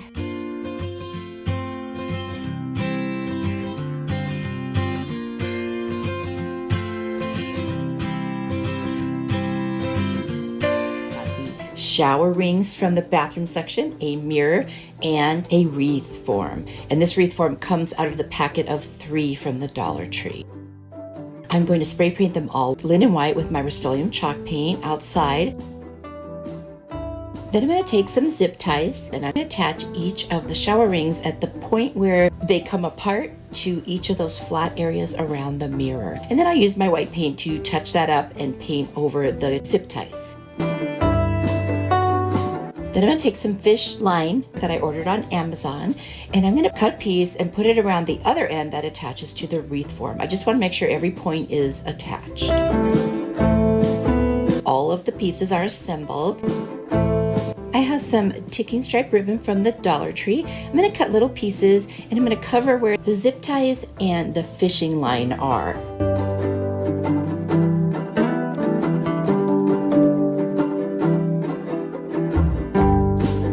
I've got these super cute little pumpkins from the Dollar Tree. They're in beige and kind of a green. I'm just going to remove the clips on the bottom by twisting them off. They come off very easily. I'll save those for something else. And then I'm going to put just on one half of this piece every other color pumpkin. And then I've got these wheat picks. They were from last year. I got them at Hobby Lobby and I just cut them apart.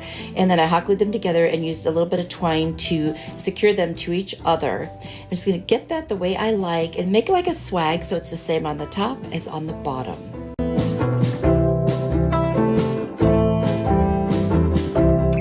Once I like the way that looks, I'm going to wrap a bunch of that twine around, hot glue it, and then I'll be able to attach that to this piece. But first I'm going to put those pumpkins on with hot glue, then turn it over and secure them even more on the bottom. And then I can take some more of the ticking stripe ribbon and I'll put that underneath this piece and wrap it around the little wheat swag and hot glue it down so that way that is nice and secure as well. I'm going to use that same ticking stripe ribbon and I'm just going to make a simple shoelace bow. I'll hot glue that bow down to the center of the swag and I will dovetail the two ends. I've got a couple cute little mini pine cones from the Dollar Tree. I will attach those in the center of the bow. And then I've got some berries off of a pick and I'm going to add those right in the center. I think this came out so cute. I'm going to distress it with a little bit of the cashew colored chalk paint by Waverly. And that's it. Gotta tell me what you think.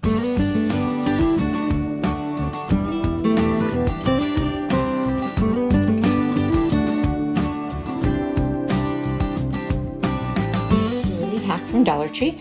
I've got a little hoop. I actually got this one on Amazon, but you can buy them now at the Dollar Tree. They just don't have the little metal thing. And I have 2 pieces of scrapbook paper. And what I'm going to do is take just one of the doilies and I'm going to lay it over the one piece of scrap paper, trace around it, and then cut that out. I want it to be the exact same size of the doily. Then I'm going to take the other scrapbook paper and I'm just going to cut out one of the larger little designs with the fleur-de-lis in the middle, and I'm going to take my X-Acto knife and just really carefully go around and fussy cut the whole thing out. I'm going to lay the doily on top of the scrapbook paper that I cut out to match the size and then put the fleur-de-lis piece in the middle. Now I thought the white doily was a little too stark white, so I made a mixture of burnt umber, paint by Apple Barrel, and water, and I just you know, brushed over it just to give it a different color. But then it didn't really match, so I took some cashew paint by Waverly and just kind of dry brushed over the top of it heavily, and that made it really look like it belonged with the 2 pieces of scrapbook paper. I'm going to take some spray glue, and it gets really wet, you guys. You got to be really careful when you use that. And I just laid the doily right on top of the scrapbook paper, so the little holes of the doily show the scrapbook paper. Then I put some more of that spray adhesive, and I put the fleur-de-lis piece right in the middle. And it's funny because it actually looks like a piece of tile now. I'm gonna take some saran wrap and my brayer and just go over the whole thing and make sure that it is really adhered. I'm gonna take some Mod Podge and go over the whole thing. And I was hoping this would make it feel more stiff, but it really didn't. So then I'm gonna take the agave paint by Waverly. I'm gonna paint both of the hoops. I love that color. And because I don't think that it was sturdy enough, I used that little chopping board from the Dollar Tree and some tacky glue. And I just glued my pieces right on top of the cutting board piece. And I'm gonna, use the brayer to make sure it's laying really flat and makes perfect contact. Then I will just cut it out, and that way it'll stay nice and stiff now with the cutting board on the back. So I thought I could put it on top and then put the middle little hoop inside. Well, that didn't work. So I just put the hoop back in, tightened up the screw, and then I decided I would just glue the hoops right on top and kind of give the illusion if it was as though it were in the hoops. But I still think it's so cute. I love it. And I did want to add a little greenery. So I'm just going to first take my X-Acto knife, cut off any little pieces that were sticking out around the side, and then take the cattails and these aster flowers from the Dollar Tree. I like to break them apart. That way I can place them exactly where I want them. And I'm just going to put them, kind of like everything I do on one side, I'm going to do on the other. And that creates a nice little area in the center where I can put the flower. And I just think it's really pretty. And it kind of covers up the metal piece there, but you can still hang it with that, which I love. And there it is, all finished. I think this is so cute, and I love that agave. What an easy thing to make. It's a great hack for a doily. It just creates a really cool texture. This Dollar Tree wood pumpkin hack, I'm going to take my Kills primer and then also some white chalk paint from Folk Art. And I've also got these half beads that I ordered on Amazon, and you can find them in my Amazon store. I'm going to figure out how many I need, and then I'm going to use some wood glue, and I'm just going to glue them right on individually. I just want them to be very secure. I am going to take the primer paint, and I'm just going to go all around those beads and then cover the whole thing. I just want to give it a nice kind of white color as a base. I'm going to cut up some book pages into just random shapes, and I'm going to start Mod Podging them. I'm actually using this little glue adhesive from the Dollar Tree, but you can use Mod Podge, you can use glue for this part. It doesn't really matter. The top part, you're going to want to use the Mod Podge. And I'm just going to cover the entire thing. I just think it looks so cool. I love using book pages.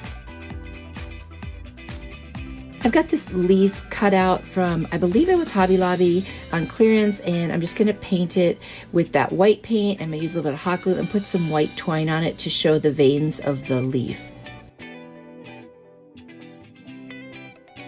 I just thought that added some texture, and I really, really wanted this one to be very textured.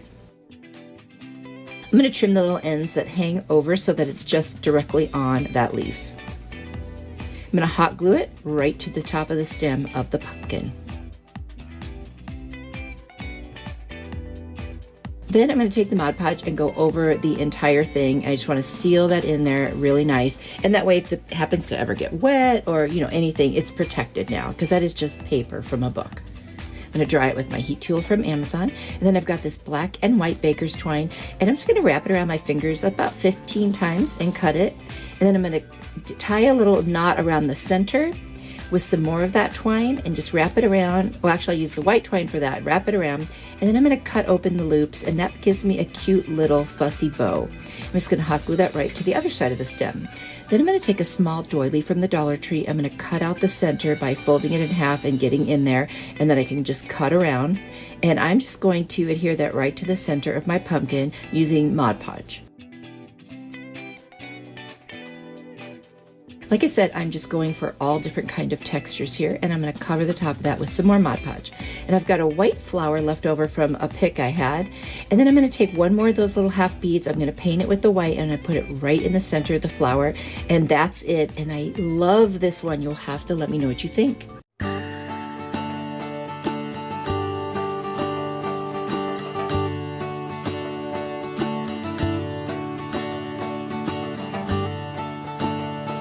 this Dollar Tree pumpkin hack, I'm going to take one of those pumpkins with the 3 raised pieces on it and my color agave from Waverly, my favorite color. I'm going to paint the whole thing in the agave. At first I was just going to paint the bottom sections, not the raised part. That's why you see me leaving those, but I did go back and decide to paint those once I figured out what I was going to do. I've got some burlap here and I'm just going to glue it to the top because I want the stem to look, you know, not agave but more like a stem. So I'm just kind of trimming it so that it will fit right on the top there, and I'm just going to use some Mod Podge to attach that.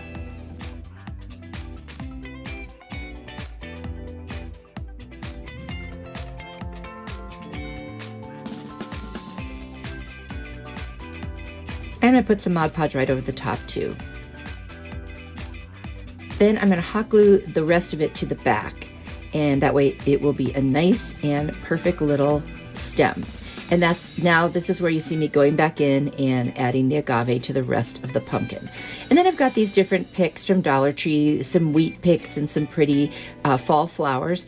And I'm just going to start a little arrangement at the top where I put the same thing going to the right and the same thing going to the left, just to create a nice little top piece there. And then I'm going to cover the center section with some more burlap, and you can still see the agave poking through.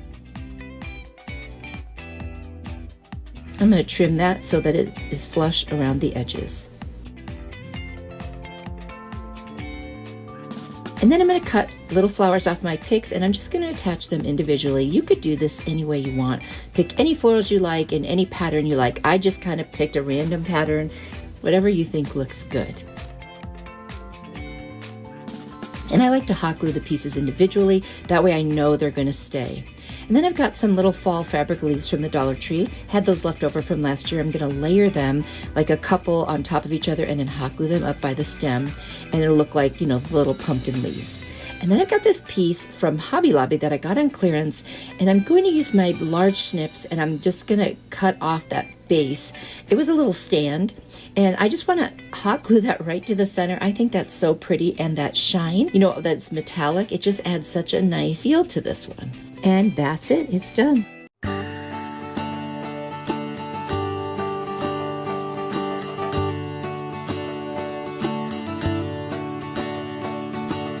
Dollar Tree pumpkin hack, I'm going to use the pumpkin with the 3 raised pieces on it. This one is so cute. I just thought it would be so fun. It kind of whimsy. And I found this scarf at the Dollar Tree, and it's like a cheetah print, but with the gray and white. I just love it so much, especially like as a little accent piece. And I am going to cut some pieces of it so that I can put it on in the middle of that raised, the kind of oval looking raised piece. So I'm just going to trim it until I get about the right size. And then I'm going to take a marker and draw a black line. That'll be the easiest thing. And then when I cut it, we won't even see that. That way I can cut out the perfect size piece to fit right over that. And don't worry about those little marks I left. I will cover that up. And so now I'm just going to use some really heavy duty glue to get that on there. I didn't want any lumps from hot glue. And here I am using my finger to rub it in. Yeah, I could have used a brush, but not sure why I didn't. Oh well.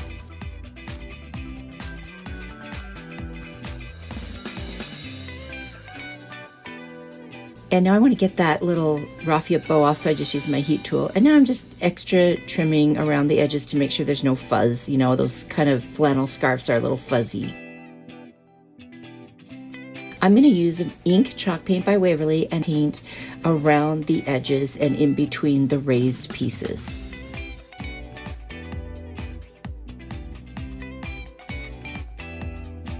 Now I'm going to start with white, and I'm just going to paint white on those 2 side raised pieces, and then I'm going to use my metallic silver by Folk Art. I'm going to do a faux galvanized metal look here. So now I'm going to kind of pounce on it with the ink color from Waverly, and just, it's almost like little dots, but not dots. And I'm just going to go around and just kind of pounce on it. And now I'm going to use some white chalk paint. I'm just going to pounce on that with a little brush, just dabbing it. And then you get that metallic look, and I just love it. I'm going to wrap this black and white baker's twine around my fingers about 15 times, and then I'm going to use it to wrap around the middle to make a center for a bow. I'm going to cut it and glue it.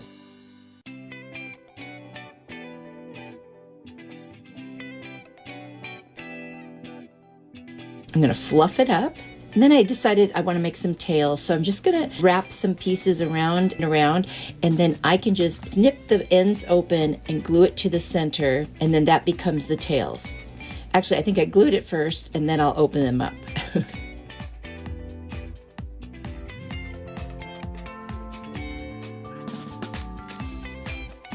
Yep, there I go. I'm going to open them up and bring them down so they look like little tails. It's just so cute.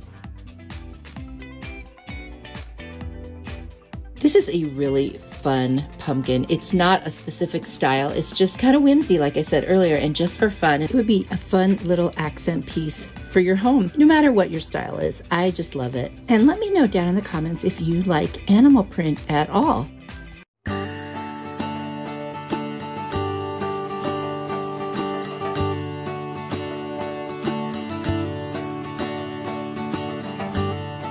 I'm going to use both the small and the large ring, and I'm going to use these little pumpkins. Actually, I only use one, and then I've got some more of the flowers here from Dollar Tree, and then I've got this placemat that I got on sale at Hobby Lobby. I had used it before and put burlap. We'll take care of that. And this cute placemat that I found at the Dollar Tree. I think it's so pretty. So I'm going to clip the larger hoop to my placemat. That will make it so much easier to cut. Otherwise, it's just going to wiggle all around. So I'm going to kind of do a rough cut around it, and then I will remove that burlap that I had on the back. And then I'm going to take some scrap fabric that I have, and I'm going to cut another circle, and I'm just going to use the one I already cut as my guide. And I'll trim it later so it doesn't have to be perfect right now. Then I'm going to take the placemat and I'm going to hot glue that to the very back of the hoop. And if you're wondering, I couldn't find my little silicone thing that I usually use for hot glue, so I was grabbing all kinds of things. So I ironed my fabric, and now I'm going to hot glue that with Beacon Fabric Tack Glue to the back that now has the placemat. And I used those little clips from the Dollar Tree to hold everything in place till it dried.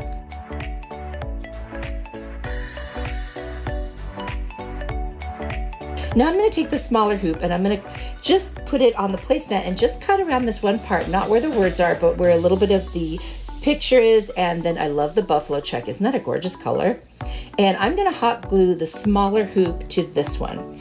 So I started on the front and then I just turned it over, and now I can go ahead and do all the rest of it all the way around. I'm going to use an X-Acto knife to go around the edges and get any little pieces that might be hanging over. And then I'm just going to take my rotary tool and do the same thing with the other one. That one was a little thicker. So now I'm going to hot glue a piece of rope all the way around. I got that rope at Walmart. They just have the best price for that spool of rope. And then I'll cut it off and just add some glue at the end to make sure that it lays nice and flat. And I'm going to take a little piece of rope and make a hanger. Now please don't laugh. After I was done, I realized that I kind of put the hanger on crooked. And I put these little teeny pieces of a little cupcake holder on the back to cover up the ends. Anyway, it's still going to hang right because I'll just hold it the right way when I hang it up. But I was like, what are you doing? Now I'm going to hot glue the smaller piece to the top piece, and then I'm going to cut a little piece off of the pumpkin because I want it to lay flat on there. And then I'm going to cut a little piece of a dowel. I'm going to make one end at an angle. I'm just going to cut a little piece of a dowel because I want to make that my pumpkin stem. And I'm going to take that, I'm going to put it on some tape and just paint it with my burnt umber apple barrel paint. And I'm going to hot glue it right into my little piece of the pumpkin, and then I'll hot glue the pumpkin right onto the smaller hoop picture. And then I'm going to put a bunch of these little flowers on there. They're just from a random pick from the Dollar Tree. And once I get those on there, I'm going to take one of those larger flowers. I'm going to take it apart and I'm going to attach the leaf first and then the flowers. That way I can put it exactly the way I want it. And then I've got this little thankful word in this pretty brass color, and I'm going to end up attaching that as well. But we'll get the flower on there first, and I will hot glue the little edges of the flower so it lays right. And now I just have to put glue in 2 places to make this little sign stay. And this is so cute, you guys. I love it.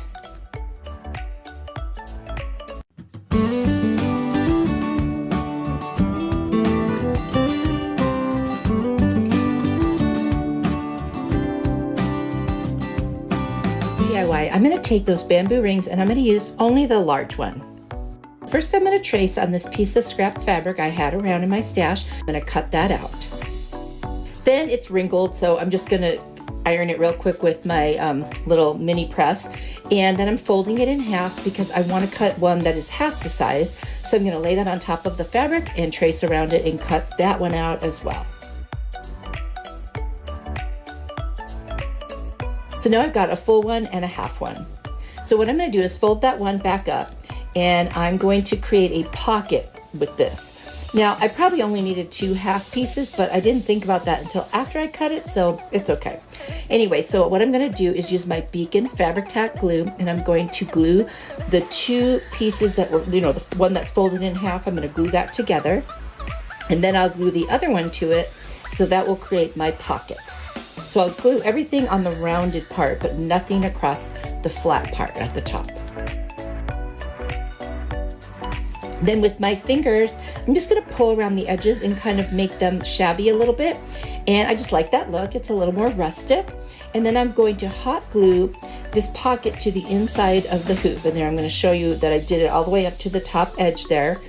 And I'm gonna do that all the way around the half circle portion. Once that's done, I found these faux leather words at the Dollar Tree, and I'm gonna use the word blessed for this. I thought this went really well with this rustic piece. I'm gonna use that Fabric Tack glue again, and I'm just gonna put it around all of the letters, and then I'll set it right on top of the pocket. And I've got a bunch of flowers and pics from the Dollar Tree, all different kinds. And then a little bow and some berries. I'm just gonna cut up little pieces. I like to arrange them with individual pieces because then I can put them exactly where I want them. I'm gonna put some hot glue on the stems and just put them in exactly where I want, and then they'll stay in place and I don't have to worry about them falling out. And I'm being pretty symmetrical for the most part. I tend to do that. And then I'm gonna put that one really pretty flower right in the middle there. I just love these colors. They're very traditional fall. I'm gonna hot glue around the edges of the leaves to make them sit exactly the way I want them. I'm gonna take a piece of rope here, and I'm gonna figure out how much rope I want it to hang by, and then I'll hot glue the 2 ends onto the side. And then I like to take some masking tape, put some hot glue over the top of the rope, and just cut a little piece of masking tape and put it right over. That seems to just really seal it, and the edges don't fray that way. I'm gonna hot glue the little raffia bow that I have right under the word blessed. And then I'm gonna cut out those little berries. They're kind of fall looking berries, and I'm just gonna put them right in the center of the little bow. And that's it, this one's done. I love it, let me know what you think.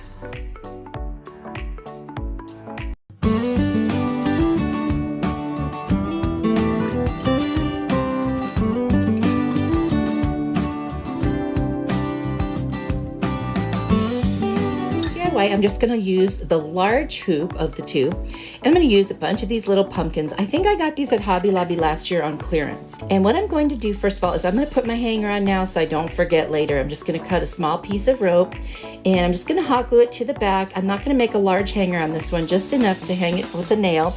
Then I'm going to use a little masking tape and put a piece on each end with some hot glue to make sure that the little ends of the rope don't fray.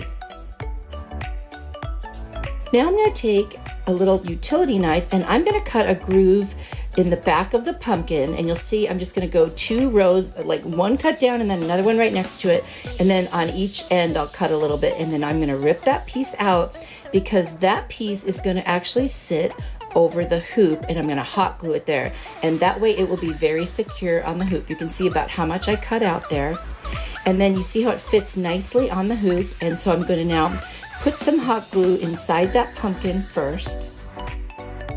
Then I'll put it back on the hoop the way I want it, and I'll let it dry just a little bit. And then I'm going to go back with some hot glue over the top and just make sure it's very secure. That way there won't be any openings for it to get loose by. You can see what I'm doing. So I'm not going to show you all the pumpkins because now you know how they're all going to be done the same way. I'm just going to randomly pick pumpkins in whatever order that I like, and there you can see I've done a little more than half. And in just a second here you'll see the whole thing finished, and that's what the back looks like. And I've got this cute little fall sign. It's made out of metal or tin from the Dollar Tree. I am literally just going to hot glue that right on top, and then I'm going to cut out some of these leaves from a leaf pick, and I'm going to get the sign on first. I just looked first to see where it would touch, and that's where I put the hot glue, and then I'm going to add some more in the back and just secure it. It's a very light wreath, so I don't think it's going to go anywhere. And then I'm going to put a little flower to cover the hole on that sign, and I'm going to add some little fall berries right in the middle of the raffia bow that was already there, and then a little sunflower on either side of that just to dress up the bow. Now we could stop right here and it would be really pretty, but I did want to put some leaves on it, so I added a few to the bottom. And then I thought, that's it, and I love it. Be sure to tell me what you think of this one.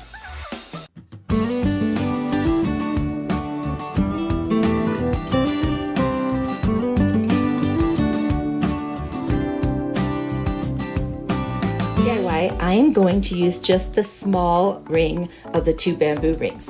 And then this was a straw hat from the Dollar Tree that I cut off the brim for another DIY. So what I'm going to do now is I need to make the top a little smaller in order to have the ring sit on it. So I'm going to use my little clips from the Dollar Tree, and I'm just going to clip, you know, like kind of like 4 corners, if you will.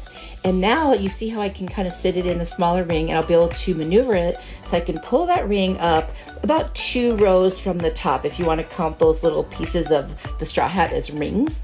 And that's where I'm going to hot glue it. So you see it's like the second one. I'm going to go around and just use my little clips as I glue it. I'll put a clip on it and let it dry, and then I can hold it in place and nothing will slide. And I'll just do that eventually all around, and I will have 2 little pleats in there. Actually 3 pleats. 2 of them are on the inside and one's going to be all the way down like a seam. And you can see I bent it in or folded it in, and I'm going to clip it on the inside and also on the outside to make sure that stays, and that'll be in the back. But I needed to do that in order to make the basket more symmetrical, if you will. And now, this was from a paper bag. You know how sometimes they have those little handles? Well, I don't waste things, so I kept it, and now I'm just going to hot glue it right in there, and that will become our little handle. And then I'm going to take some raffia that looks kind of like straw and put some in the bottom, and I'll move that around as I go. And I'm going to add a bunch of different colored pumpkins to this.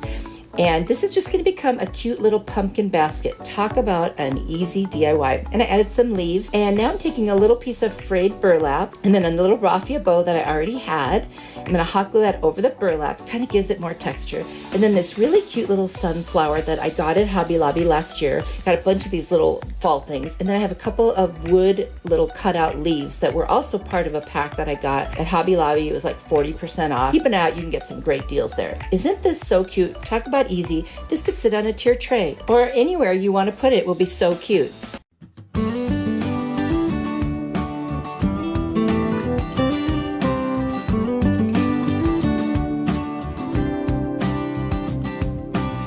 DIY, I'm going to take 4 wood slices that I got at Hobby Lobby. And they're not all the same sizes. I've got some leaves from a pick, and then I've got 4 different colors of the Waverly chalk paint. There's lacquer, maize, fern, and moss. Now what I'm doing is the first one I'm going to paint red right up to that very edge where you see the bark from the tree, and I did 3 of them that way. And then for the last one, I'm going to take both the fern, I think actually I did the moss color and then the maize on this one. And I'm going to use my mister. I'm going to spray it, and I'm going to create some of those highlights and make it more look like a green apple that has a little bit of the yellow highlights on it. I'm going to do what I did to the bigger apples, but on a much smaller scale and not quite as dramatic.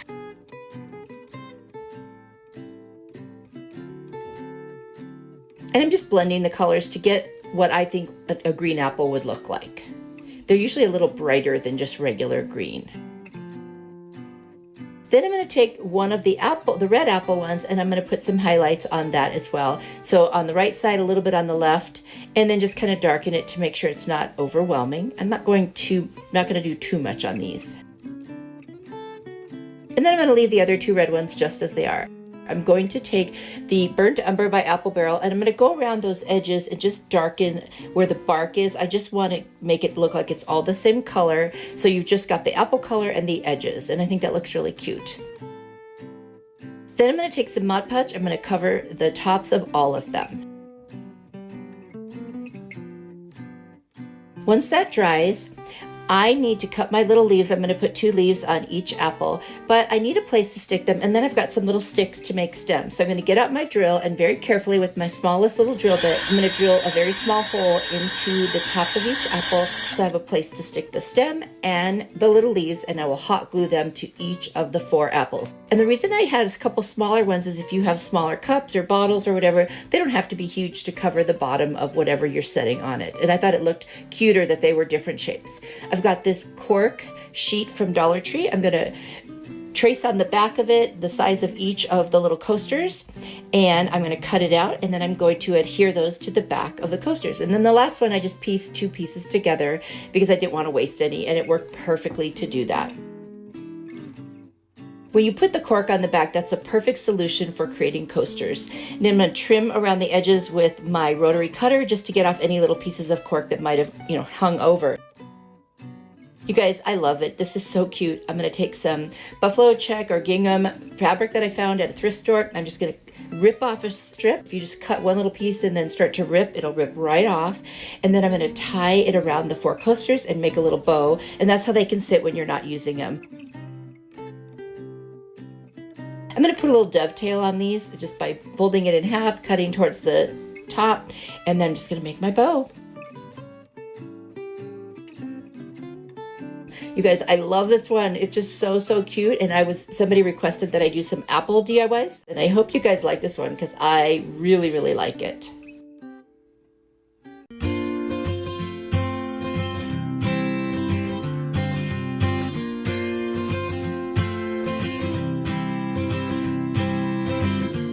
Super easy DIY. I'm going to take 7 corks to make a little apple, and I'm going to use the lacquer paint. I'm going to take the corks and just paint solid on the both ends of the little cork, and then I'm going to dry brush all around the sides of it, and you'll see me doing that next. Now I'm going to make 2 of them, so that's why there's so many corks. And then I'll also need a cork for the stem. So there they are, all done. And now I'm going to take 2 of the corks. I'm just going to hot glue them right next to one another. Then I'm going to take 3 corks and hot glue those 3 right next to one another.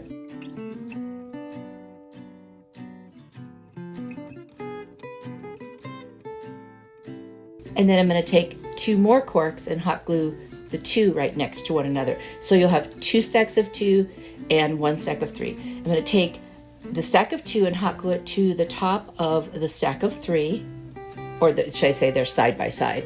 Then I'm going to turn that over and I'm going to hot glue the other set of 2 on the other side of the set of 3, and that makes a cute little apple shape.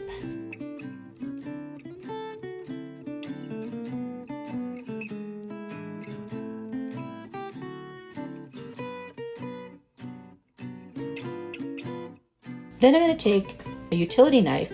I'm going to cut at an angle on a cork that I have not painted, and I'm going to so I end up with 2 pieces that are cut at an angle. And then I will cut the opposite angle to kind of create like a triangle on the bottom, because that's what's going to attach to the top of the apple. So you see how I put it between the 2 corks at the top. So I'm just going to stick a little my Cricut tool in there so I can paint it with the burnt umber and make a brown stem.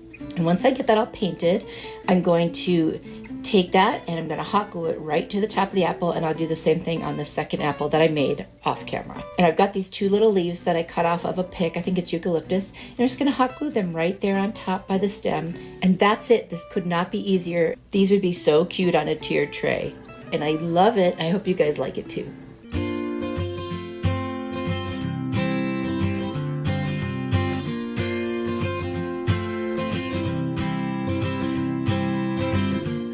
Cute little gone hunting sign at the Goodwill. It was actually $2 there, but originally $8.99 at Hobby Lobby. And then I've got these little cutout leaves that I've had in my stash for a while.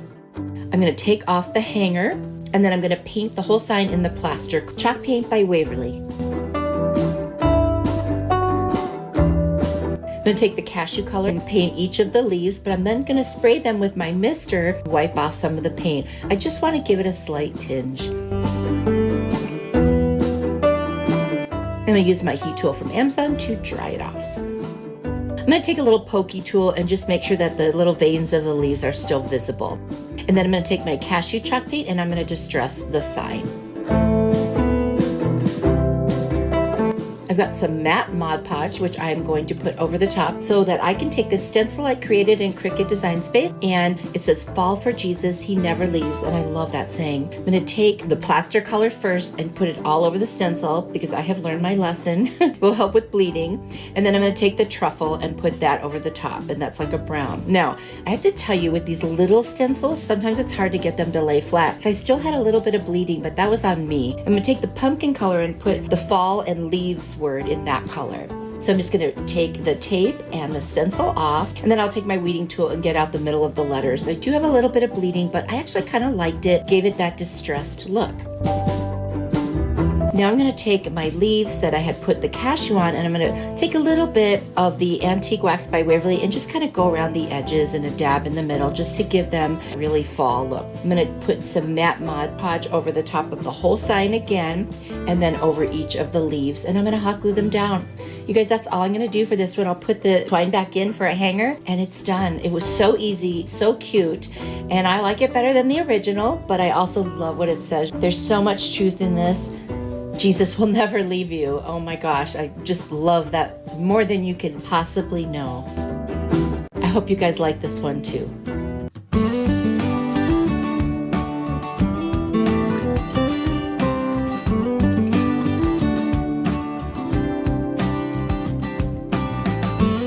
The fastest, easiest DIY. I've got this little metal pumpkin sign from Hobby Lobby. I got it last year on 40% off. And then I found these coasters at Goodwill. They were $2.99. You get 4 really nice pieces of wood. It doesn't matter that it says M on it because I'm going to cover that up. So I took one of those coasters, and then I took my little pumpkin sign, and I'm just going to hot glue it on each of the corrugated pieces that stick out the most and set it right on top of the coaster. That's it. All I'm going to do now is take some rope, and I'm going to hot glue it on the back and make a little hanger. And then I'm going to take some ticking ribbon from Dollar Tree just to cover up where I glued on the rope. And that's it. What a nice way to dress up a little teeny piece of decor by just adding metal. Mixing wood and metal is such a cool look. I love that look. Very, very farmhouse. And how easy is this? It looks so much more expensive now. Let me know what you think.